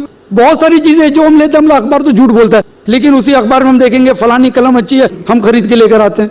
फलाना फ्लैट, आपका ख्वाबों का घर, तो हम लोन लेकर घर खरीद लेते हैं।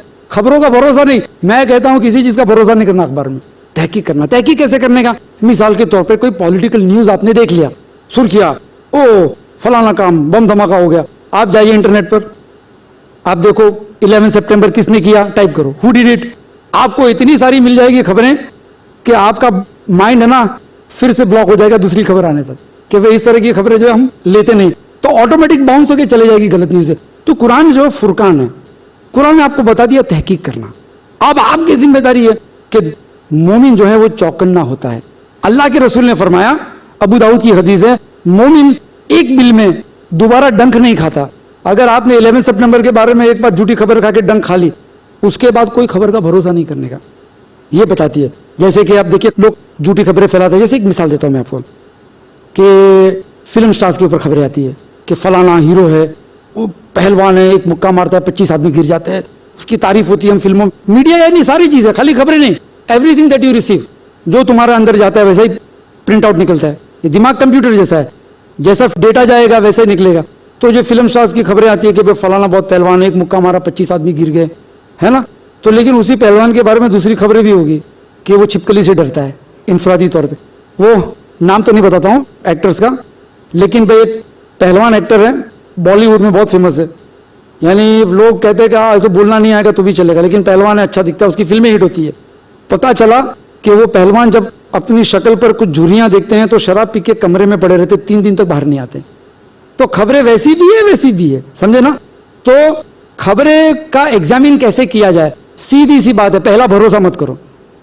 जब आईपीएल की खबरें कैसी आ रही थी इब्तिदा में, बहुत मजा आ रहा है, ये हो रहा, पता चला चूहा निकला, मालूम पड़ा काला चूहा नहीं है, फिर खोदा तो पता चला पूरा हाथी है ना। तो खबरें आती रहेगी, दोनों आएगी। आपको ये कुरान सिखाएगा कि कौन सी खबर को सही लेने का, ऐसा कुरान कहता है, समझे ना। कुरान ये नहीं कहता खबरें लो ही मत, कुरान कहता है खबरें लेने से पहले एग्जामिन करो। एग्जामिन के लिए कॉमन सेंस का इस्तेमाल करो, कॉमन सेंस का, और लोगों के अंदर आराम करो भाई, डिस्कस करो कि आपको लगता है ऐसा ही होगा, ऐसा नहीं हो सकता है, कैसे कह सकते हैं। जैसे कि आमतौर पर हम मिसाल देते हैं कि भाई मुसलमान टेररिस्ट है, कौन कहता है? टॉनी ब्लेयर कहता है। अरे टॉनी ब्लेयर जब स्कूल में पढ़ता था तो वो कहता था भगत सिंह भी टेररिस्ट है, आप मानते हो? वो बोलेगा नहीं मानते हो। क्यों नहीं मानते हो? वही वजह मेरी है, वही दलील मेरी है कि वो झूठ बोलता है। तो उसी तरीके से आप दूसरी मिसालें दीजिए किसी के साथ बात करने। और कभी कभी खबरें सच्ची भी हो सकती है कि भाई 11 सितंबर का हादसा हुआ, वो खबर तो सही है, हम नहीं कह सकते कि झूठ बोला होगा, कुछ हुआ ही नहीं होगा, इतना इनकार नहीं करने का। लेकिन किसने किया वो खबर के ऊपर तहकीक करनी चाहिए। कुछ खबरें होती है सही, लेकिन खबरों का एग्जामिन करना जो कुरान सिखाता है, और आदमी अपने तजुर्बे से सीखता है। इंटरनेट पे बहुत सारी वेबसाइट्स है, आपको कौन सी खबर की तहकीक करनी आपको इंशाल्लाह इंटरनेट से मिल जाएगा। आप बोलेंगे निसार भाई मुझे पता लगाना कि ये जो टूथपेस्ट हम इस्तेमाल करते हैं वो फायदे वाले है कि नुकसान, तो मैं बोलूंगा जरा टाइप करो गूगल में, आपको पता चल जाएगा डॉक्टर्स और मेडिकल साइंस के रिपोर्ट्स कि भाई ये क्लोराइड से नुकसान होता है कि फायदा होता है। उसमें क्लोराइड होती है, उससे नुकसान होता है कि फायदा होता है, पता लगाओ। आप बोलो कि जी फलानी चीज अच्छी है कि बुरी, आप पता लगाओ। बच्चे बिगड़ते हैं, कितने बिगड़ते हैं, एक बच्चा जो है कितना दिन में या साल में कितनी दफा जुनून वाली चीजें देखता है टीवी पर, तो भी आपको खबरें बताएगी। तो इस तरह से एग्जामिन करना जो है मुसलमान का काम है। एग्जामिन करते करते इंशाल्लाह सीख जाएंगे इंशाल्लाह। अस्सलाम वालेकुम। निसार भाई, Mujahid Inamdar, I am basically electrical engineer Mujahid. मेरा सवाल ये था कि बेसिकली आजकल जो टीवी के अंदर जिस तरह के जो डिबेट्स के जो प्रोग्राम्स होते हैं, हम लोग देखते हैं हर चैनल के ऊपर एक डिबेट होता है। एक रिसेंटली जाकिर भाई का भी एक प्रोग्राम था, उन्होंने बुलाया था जाकिर भाई को जहाँ के जाकिर भाई को मौका दिया नहीं गया बोलने के लिए। और जैसे उसके ऊपर मैं आपका थोड़ा सा जानना चाहता हूँ कि जिस तरह के लोग डिबेट है, इनके पीछे इनकी मंशा क्या है, ये लोग मतलब किस तरह का मतलब एक प्रोपेगेंडा चल रहा है, इसके ऊपर आपकी राय जानना चाहता हूँ। भाई का सवाल है कि जिस तरह से डिबेट आजकल चलते हैं, मुनाजरे टीवी के ऊपर, और 20-25 मिनट में बहुत सारे लोग होते हैं अपनी अपनी बात करने में, तो इसका जायजा किस तरह से हम लेंगे, क्रिटिकल एनालिसिस किस तरह से करेंगे। देखिए डिबेट और तकरीर में फ़र्क है। आमतौर पे जब हम, जैसे कि मैं यहाँ सवाल जवाब की जो नशीस करता हूँ, उसकी मिसाल ऐसी है कि जैसे मैं रोड पे गाड़ी चलाता हूँ, सिग्नल आया तो रुक गया, लेफ्ट टर्न राइट टर्न आया, लेकिन जो रेस के अंदर गाड़ी चलाते हैं उसमें ऐसा नहीं होता, तो कभी भी मोड़ आ जाता है। तो मुनाजरा और तकरीर, इसमें ये फ़र्क है। तो तकरीर जब करते हैं तो अल्हम्दुलिल्लाह लोग सुनते हैं, सवाल शेख बोलेंगे, सवाल नहीं पूछने का तो नहीं पूछने का। लेकिन मुनाजरे में, खास करके टीवी पे ऐसा नहीं है, आपको 1-1.5 मिनट में आपकी बात कर देने की। तो जो प्रोग्राम जो था जाकिर भाई का, उसमें हम उस नीयत से गए थे कि हमको नया ऑडियंस मिलता है। भाई एनडीटीवी वाले सारे पीस टीवी थोड़ी देखते हैं, तो हमको ऑडियंस मिलेगा, इस नीयत से हम वहाँ पे गए थे। और अल्हम्दुलिल्लाह नीयत सही होती है तो सवाब मिलता ही है, जैसे इज्तिहाद करता आदमी तो सवाब मिलता है, और मशवरा करके गए थे। लेकिन वहाँ जाकर देखा कि 9 आदमी लोग थे, ठीक है चलो, अक्सर मुसलमान थे तो थोड़ी खुशी हुई कि चलो मुसलमान है, बात करेंगे सब मिलकर। तो little Jack Horner set in a corner, 2 corner में जैक बैठे थे, है ना, वो गैर मुसलमान से भी ज्यादा बोल रहे थे। तो इस तरह के हादसा कभी कभी पेश होते हैं, लेकिन आमतौर पे हम लोग नहीं जाते मीडिया पे। अगर जाते हैं तो हमारी शर्त ये होती है, हम अपना कैमरा लेकर आएंगे, हम भी रिकॉर्ड करेंगे, अगर आपको कबूल है तो कहिए, वरना नहीं। इसमें हम लोग ने एग्जेम्पशन दिया, क्योंकि हम जानते हैं कि एनडीटीवी की एक अच्छी रेपो है। इससे पहले भी शेखर गुप्ता ने एक अच्छा प्रोग्राम किया था डॉक्टर जाकिर नायक के साथ, वॉक द टॉक करके, तो काफी इंप्रेशन उनका अच्छा था कि भाई हमने भरोसा किया। लेकिन अब दूसरा प्रोड्यूसर आया तो उसने जो है इस तरह से हरकत की, हमको चांस नहीं दिया। लेकिन फिर भी मैंने पूरी स्क्रिप्ट पढ़ी, जाकिर नायक ने जितना बोला है वो भी भारी पड़ा है। एक सेंटेंस स्टार्टिंग में बोल दिया कि भाई लीनियंट मुस्लिम और ऐसे मुस्लिम नहीं होते हैं, आर यू प्रैक्टिसिंग मुस्लिम और यू आर नॉन प्रैक्टिसिंग मुस्लिम और लिटिल प्रैक्टिसिंग मुस्लिम। तो जो नॉन प्रैक्टिसिंग मुस्लिम थे उनको थोड़ी सी तकलीफ हो गई, बल्कि ज्यादा तकलीफ हो गई, थोड़ी तकलीफ उन्होंने दिखाई, समझे ना। तो उस तरह के डिबेट्स होते हैं, ऐसे बहुत सारे डिबेट्स होते हैं। दोहा डिबेट्स होते हैं बीबीसी पे, दोहा डिबेट्स पे मिडिल ईस्ट का कोई भी एक इश्यू लिया जाता है और कोशिश करते हैं कि बैलेंस करने का ऑडियंस में दोनों तरह के लोगों को बुलाया जाता है। फिर वोटिंग होता है, जैसे कि तेल मिडिल ईस्ट के लिए it's a curse on middle east, के लानत है तेल मिडिल ईस्ट के लिए, देखो कितना खून खराबा होता है। फिर दोनों मुर्गा लड़ाते हैं, वो भी बोलता है ये भी बोलता है। उस तरीके से इराक में नया डिक्टेटर आना चाहिए, तो इस तरह से मुसलमान जाते भी हैं, पढ़ा लिखा तबका। लेकिन पढ़ा लिखा होना एक चीज है और डिबेटिंग दूसरी स्किल है। एक कुश्ती होती है और एक बॉक्सिंग होती है, समझे ना। कुश्ती करने वाला अगर बॉक्सिंग करने जाएगा तो उसको मार ज्यादा पड़ेगी। तो आमतौर पे मैं कहता हूं, अगर जाकिर नायक जैसा मुनाजिर नहीं है तो आप लोगों को नहीं जाना चाहिए। जाकिर नायक उस कैलिबर के कि 2 मिनट भी मिल गई तो पूरी गेम उल्टी कर देते हैं। ये अल्लाह ताला ने दिया है और उन्होंने मेहनत की है। लेकिन आम जो जाते हैं दूसरे मुसलमान ये नियत से कि नहीं हम कुछ करेंगे, तो वो लोग फंस जाते हैं। तो बेहतर है कि उन चीजों से दूर रहें। लेकिन मुसलमान को अपनी जमात तैयार करनी चाहिए कि भाई हमारे भी अपने मुबल्लिग हो जो इस तरह के डिबेट के अंदर मुकाबला कर सके। और जैसे कोशिश करेंगे, अल्लाह ताला फरमाता है कि जो लोग हमारे रास्ते में कोशिश करते हैं हम उसके लिए रास्ता खोलते हैं। तो इस तरह के प्रोग्राम्स होते रहते हैं और ये कोई नई बात नहीं है। नूह अलैहिस्सलाम के ज़माने से जो है इस तरह से हक बात को दबाने की कोशिश की जाती है, कभी अवाम में, कभी अल्लाह के रसूल को मक्का में भी सताया गया था। तो इस तरह की चीज़ें होती है। और कुरान के अंदर सूरह इमरान के अंदर अल्लाह फरमाता है कि बहुत सारी चीज़ें तुम सुनोगे अहले किताब से, आयत नंबर 186 सूरह इमरान की, कि बहुत सारी बातें तुम अहले किताब और मुशरिकों से सुनोगे जो तुम्हारे दिल में ठेस पहुंचाएगी। लेकिन अगर तुमने सब्र किया और तकवा इख्तियार किया, अल्लाह ताला 2 चाबी देता है, सब्र और तकवा, दोनों चाबी लगाओ, तो अल्लाह फरमाता है कि वो बड़े उमूर में से एक उमूर होगा। यानी वो डिटरमाइन करेगा कि आपका मकाम क्या है। यानी बाद में लोग भूल जाएंगे वो क्या बोला था, लेकिन आप जो बात को लेकर खड़े हुए थे वो बात अब भी चालू रहेगी। तो मेन ये चीज़ है। उम्मीद है कि जवाब नक्शा।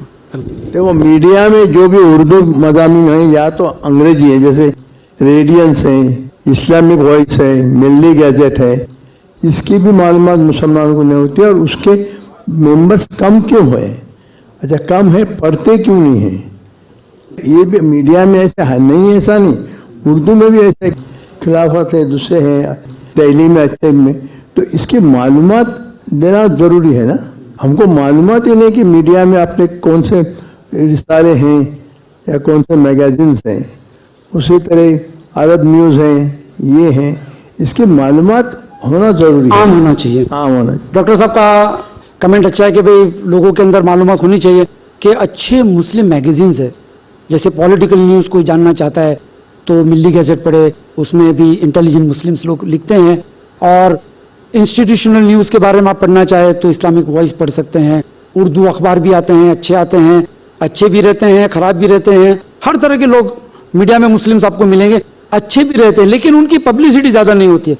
वो इस वजह से नहीं होती है कि अगर वो अपनी पब्लिसिटी टाइम्स ऑफ इंडिया में करेंगे तो टाइम्स ऑफ इंडिया उसको पब्लिसिटी उसकी नहीं करेगा। जैसे शेख दिलात कहते थे कि मैंने कहा टाइम मैगजीन को कि लाइए मेरे कुरान का एडवर्टाइजमेंट, आपके रीडर डाइजेस्ट से कहा कि मेरे कुरान की एडवर्टाइजमेंट आप दीजिए आपके अखबार में, तो उन्होंने नहीं दी।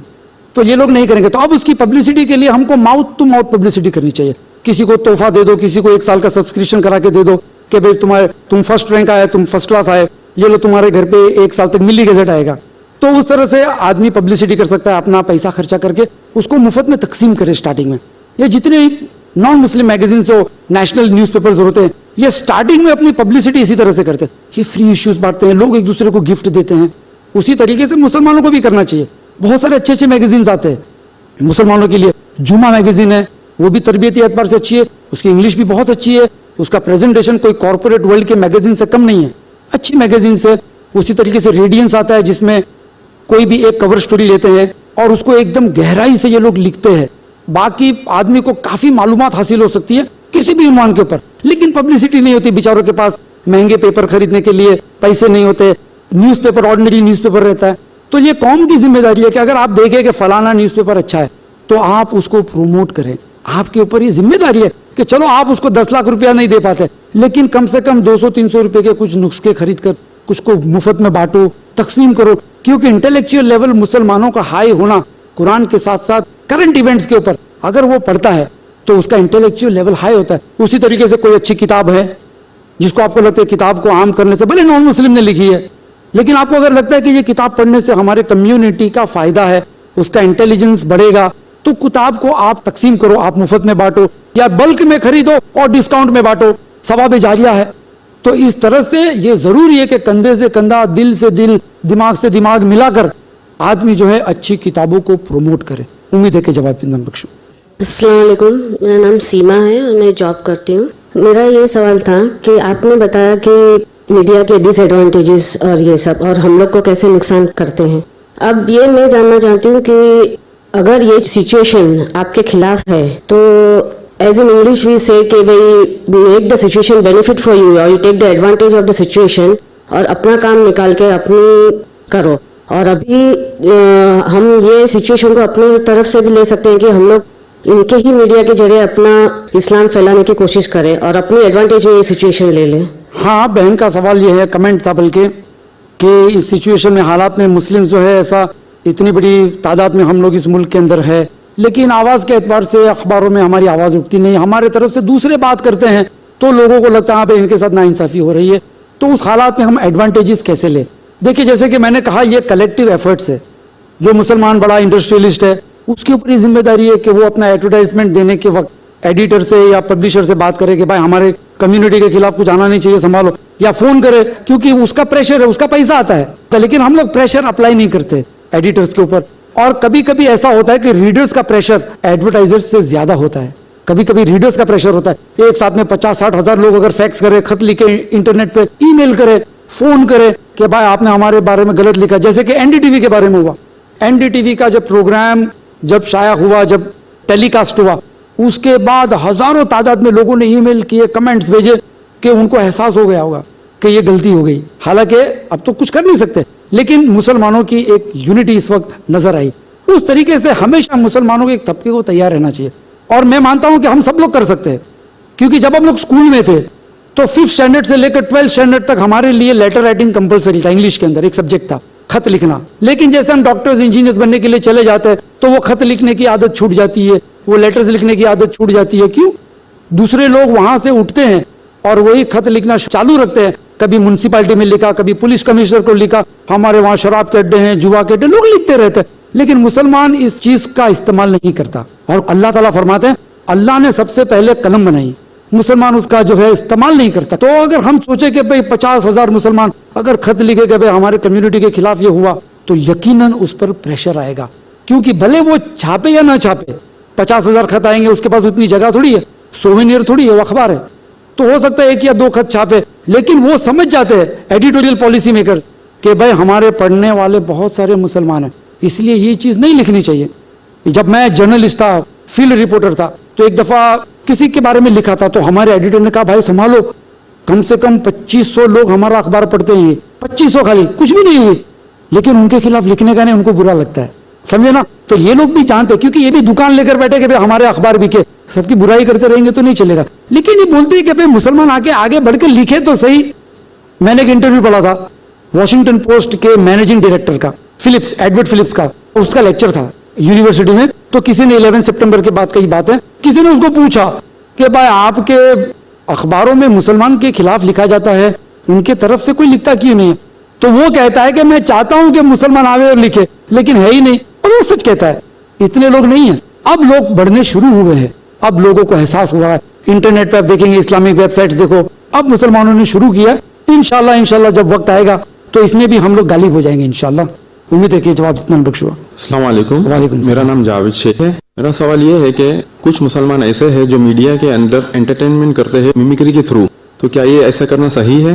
भाई का सवाल है कि मीडिया के अंदर एंटरटेनमेंट इंडस्ट्री जो चलती है उसमें कुछ लोग मिमिक्री करते हैं, और मुसलमान जैसे बकरा किश्तों पे फलाना ढिमका लोग देखते हैं और खुश होते हैं। किसी जमाने में एक अच्छा स्टेज प्ले था अदरक के पंजे और मुसलमानों का था, और मुसलमानों के अंदर बहुत पॉपुलर था, और Guinness book of world record में इतने शो हुए, Guinness book of world record में उसका तस्करा हो गया। तो जहां तक मिमिक्री की बात है, देखो लोगों को खुश रखना, हंसाना इस्लाम में हराम नहीं है, इट इज नॉट फोरबिडन, लेकिन मिमिक्री करके झूठ बोलकर लोगों को हंसाना ये गलत है। जैसे कि अल्लाह के रसूल सल्लल्लाहु अलैहि वसल्लम खुद फरमाता है कि अल्लाह को वो शख्स पसंद नहीं जो झूठ बोलकर लोगों को हंसाए, समझे ना। तो as far as mimicry is concern उसको हराम नहीं बोल सकते भाई किसी ने एक्टिंग की, लेकिन झूठ बोलेगा तो अल्लाह को पसंद नहीं है। लेकिन कभी कभी क्या होता है, मिमिक्री हो उसमें आदमी इतना मुब्तला हो जाता है एंटरटेनमेंट में कि वो एहसास भी नहीं करता, कभी कभी कुफरानी बातें भी निकल जाती है। सॉन्ग्स के बारे में भी ऐसा होता है, सॉन्ग्स के अंदर जैसे कोई पुराने जमाने का चंगेज खान की फिल्म आई थी, चंगेज खान हिंदी में काफी फेमस फिल्म थी, उसका ये गाना था, मोहब्बत जिंदा रहती है मोहब्बत मर नहीं सकती, राजी इंसान से क्या ये खुदा से भी नहीं डरती। और मुसलमान तो बहुत खुश रहते थे, अरे अच्छा गाना। मैंने शादियों में भी ये गाना सुना मुसलमानों की। फिर आज जब कुरान के जरिए समझते हैं तो पता चलता है कि ये तो कुफरानी बात हो गई कि मोहब्बत जिंदा रहती है मोहब्बत मर नहीं सकती, क्योंकि सूरह रहमान में अल्लाह ताला ने फरमाया कि कुल्लु मन अलैहा फान, तमाम चीजें फना हो जाने वाली है, तमाम चीजें। और वैसे ही औरत अगर थोड़ी सी उम्र से ऊपर गुजर जाएगी तो मोहब्बत कमी हो जाती है लोगों की, क्योंकि जिनाकारी का जमाना है, लोगों को और खूबसूरत लड़कियां देखनी है। तो ये गाने कभी कभी ऐसे होते हैं कि आदमी को कुफ्र की तरफ से भी ले जाते हैं, आदमी को एहसास तक नहीं होता कि वो कुफरानी बातें करता है।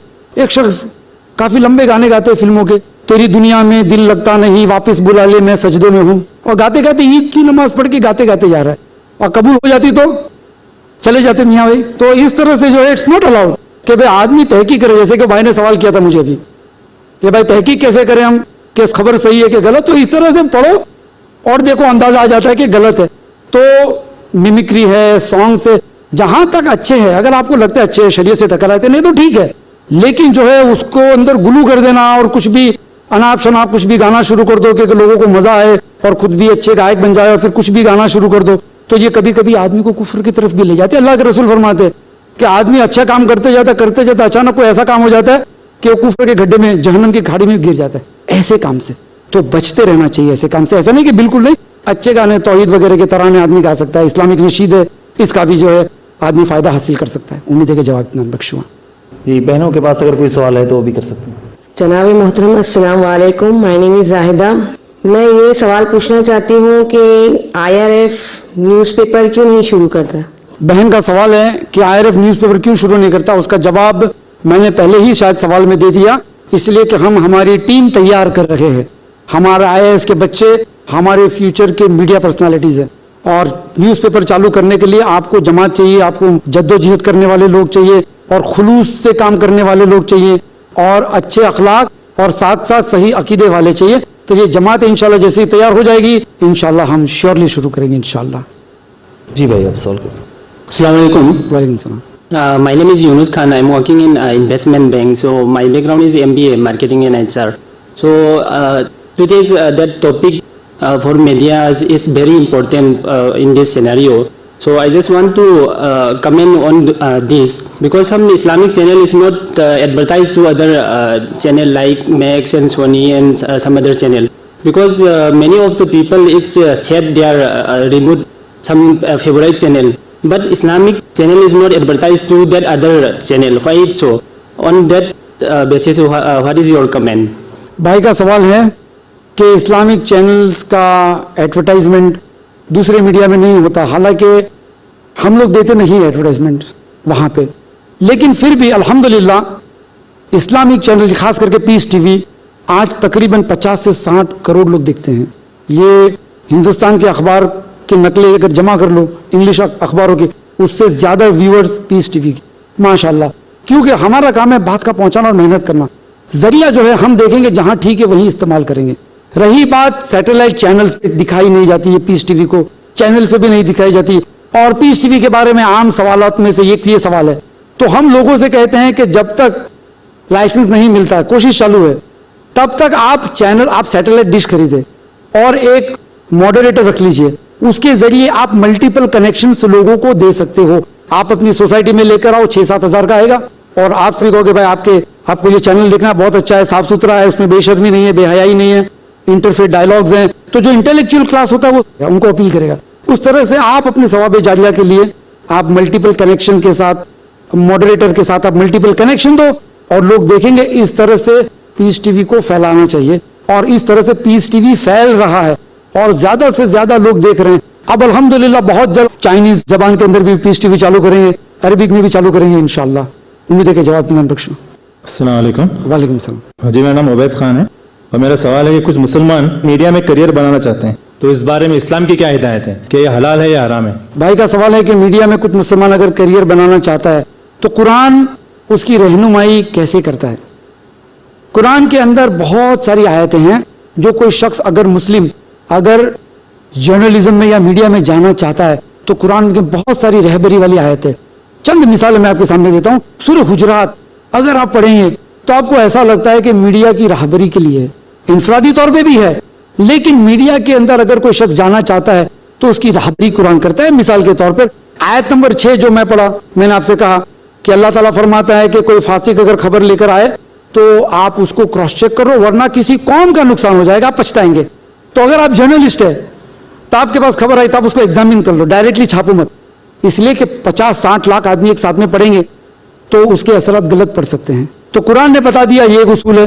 दूसरा उसूल है, कुरान कहता है सूरह इसरा के अंदर सूरत नंबर 17 आयत नंबर 52 एंड 53, कुल इबादी यकुलुल लती हिया अहसन, मेरे बंदों से कहो जो बात कहे, यानी लिखे भी, जो भी बात लोगों तक पहुंचाए वो अच्छी हो। यानी मीडिया में जाकर ये नहीं कि हम भी फिल्मों के बारे में लिखे और स्पोर्ट्स के बारे में लिखे और पॉलिटिक्स के बारे में लिखे, जो मेन काम था वो पीछे रह गया। तो अल्लाह ताला ने यहाँ ये भी बता दिया कि आप अगर बात करेंगे, टीवी पर प्रोग्राम बनाएंगे या अखबार में लिखेंगे तो वो लिखो जिससे लोगों का फायदा हो। उसके बाद गॉसिप कॉलम्स कुरान मना करता है, गॉसिपिंग, कि भाई आज वो उसके साथ घूम रही है, वो हीरोइन इसके साथ, इसकी गर्लफ्रेंड है, इस तरह के गॉसिप कॉलम्स के ऊपर आजकल पेज 3 वगैरह चलते हैं।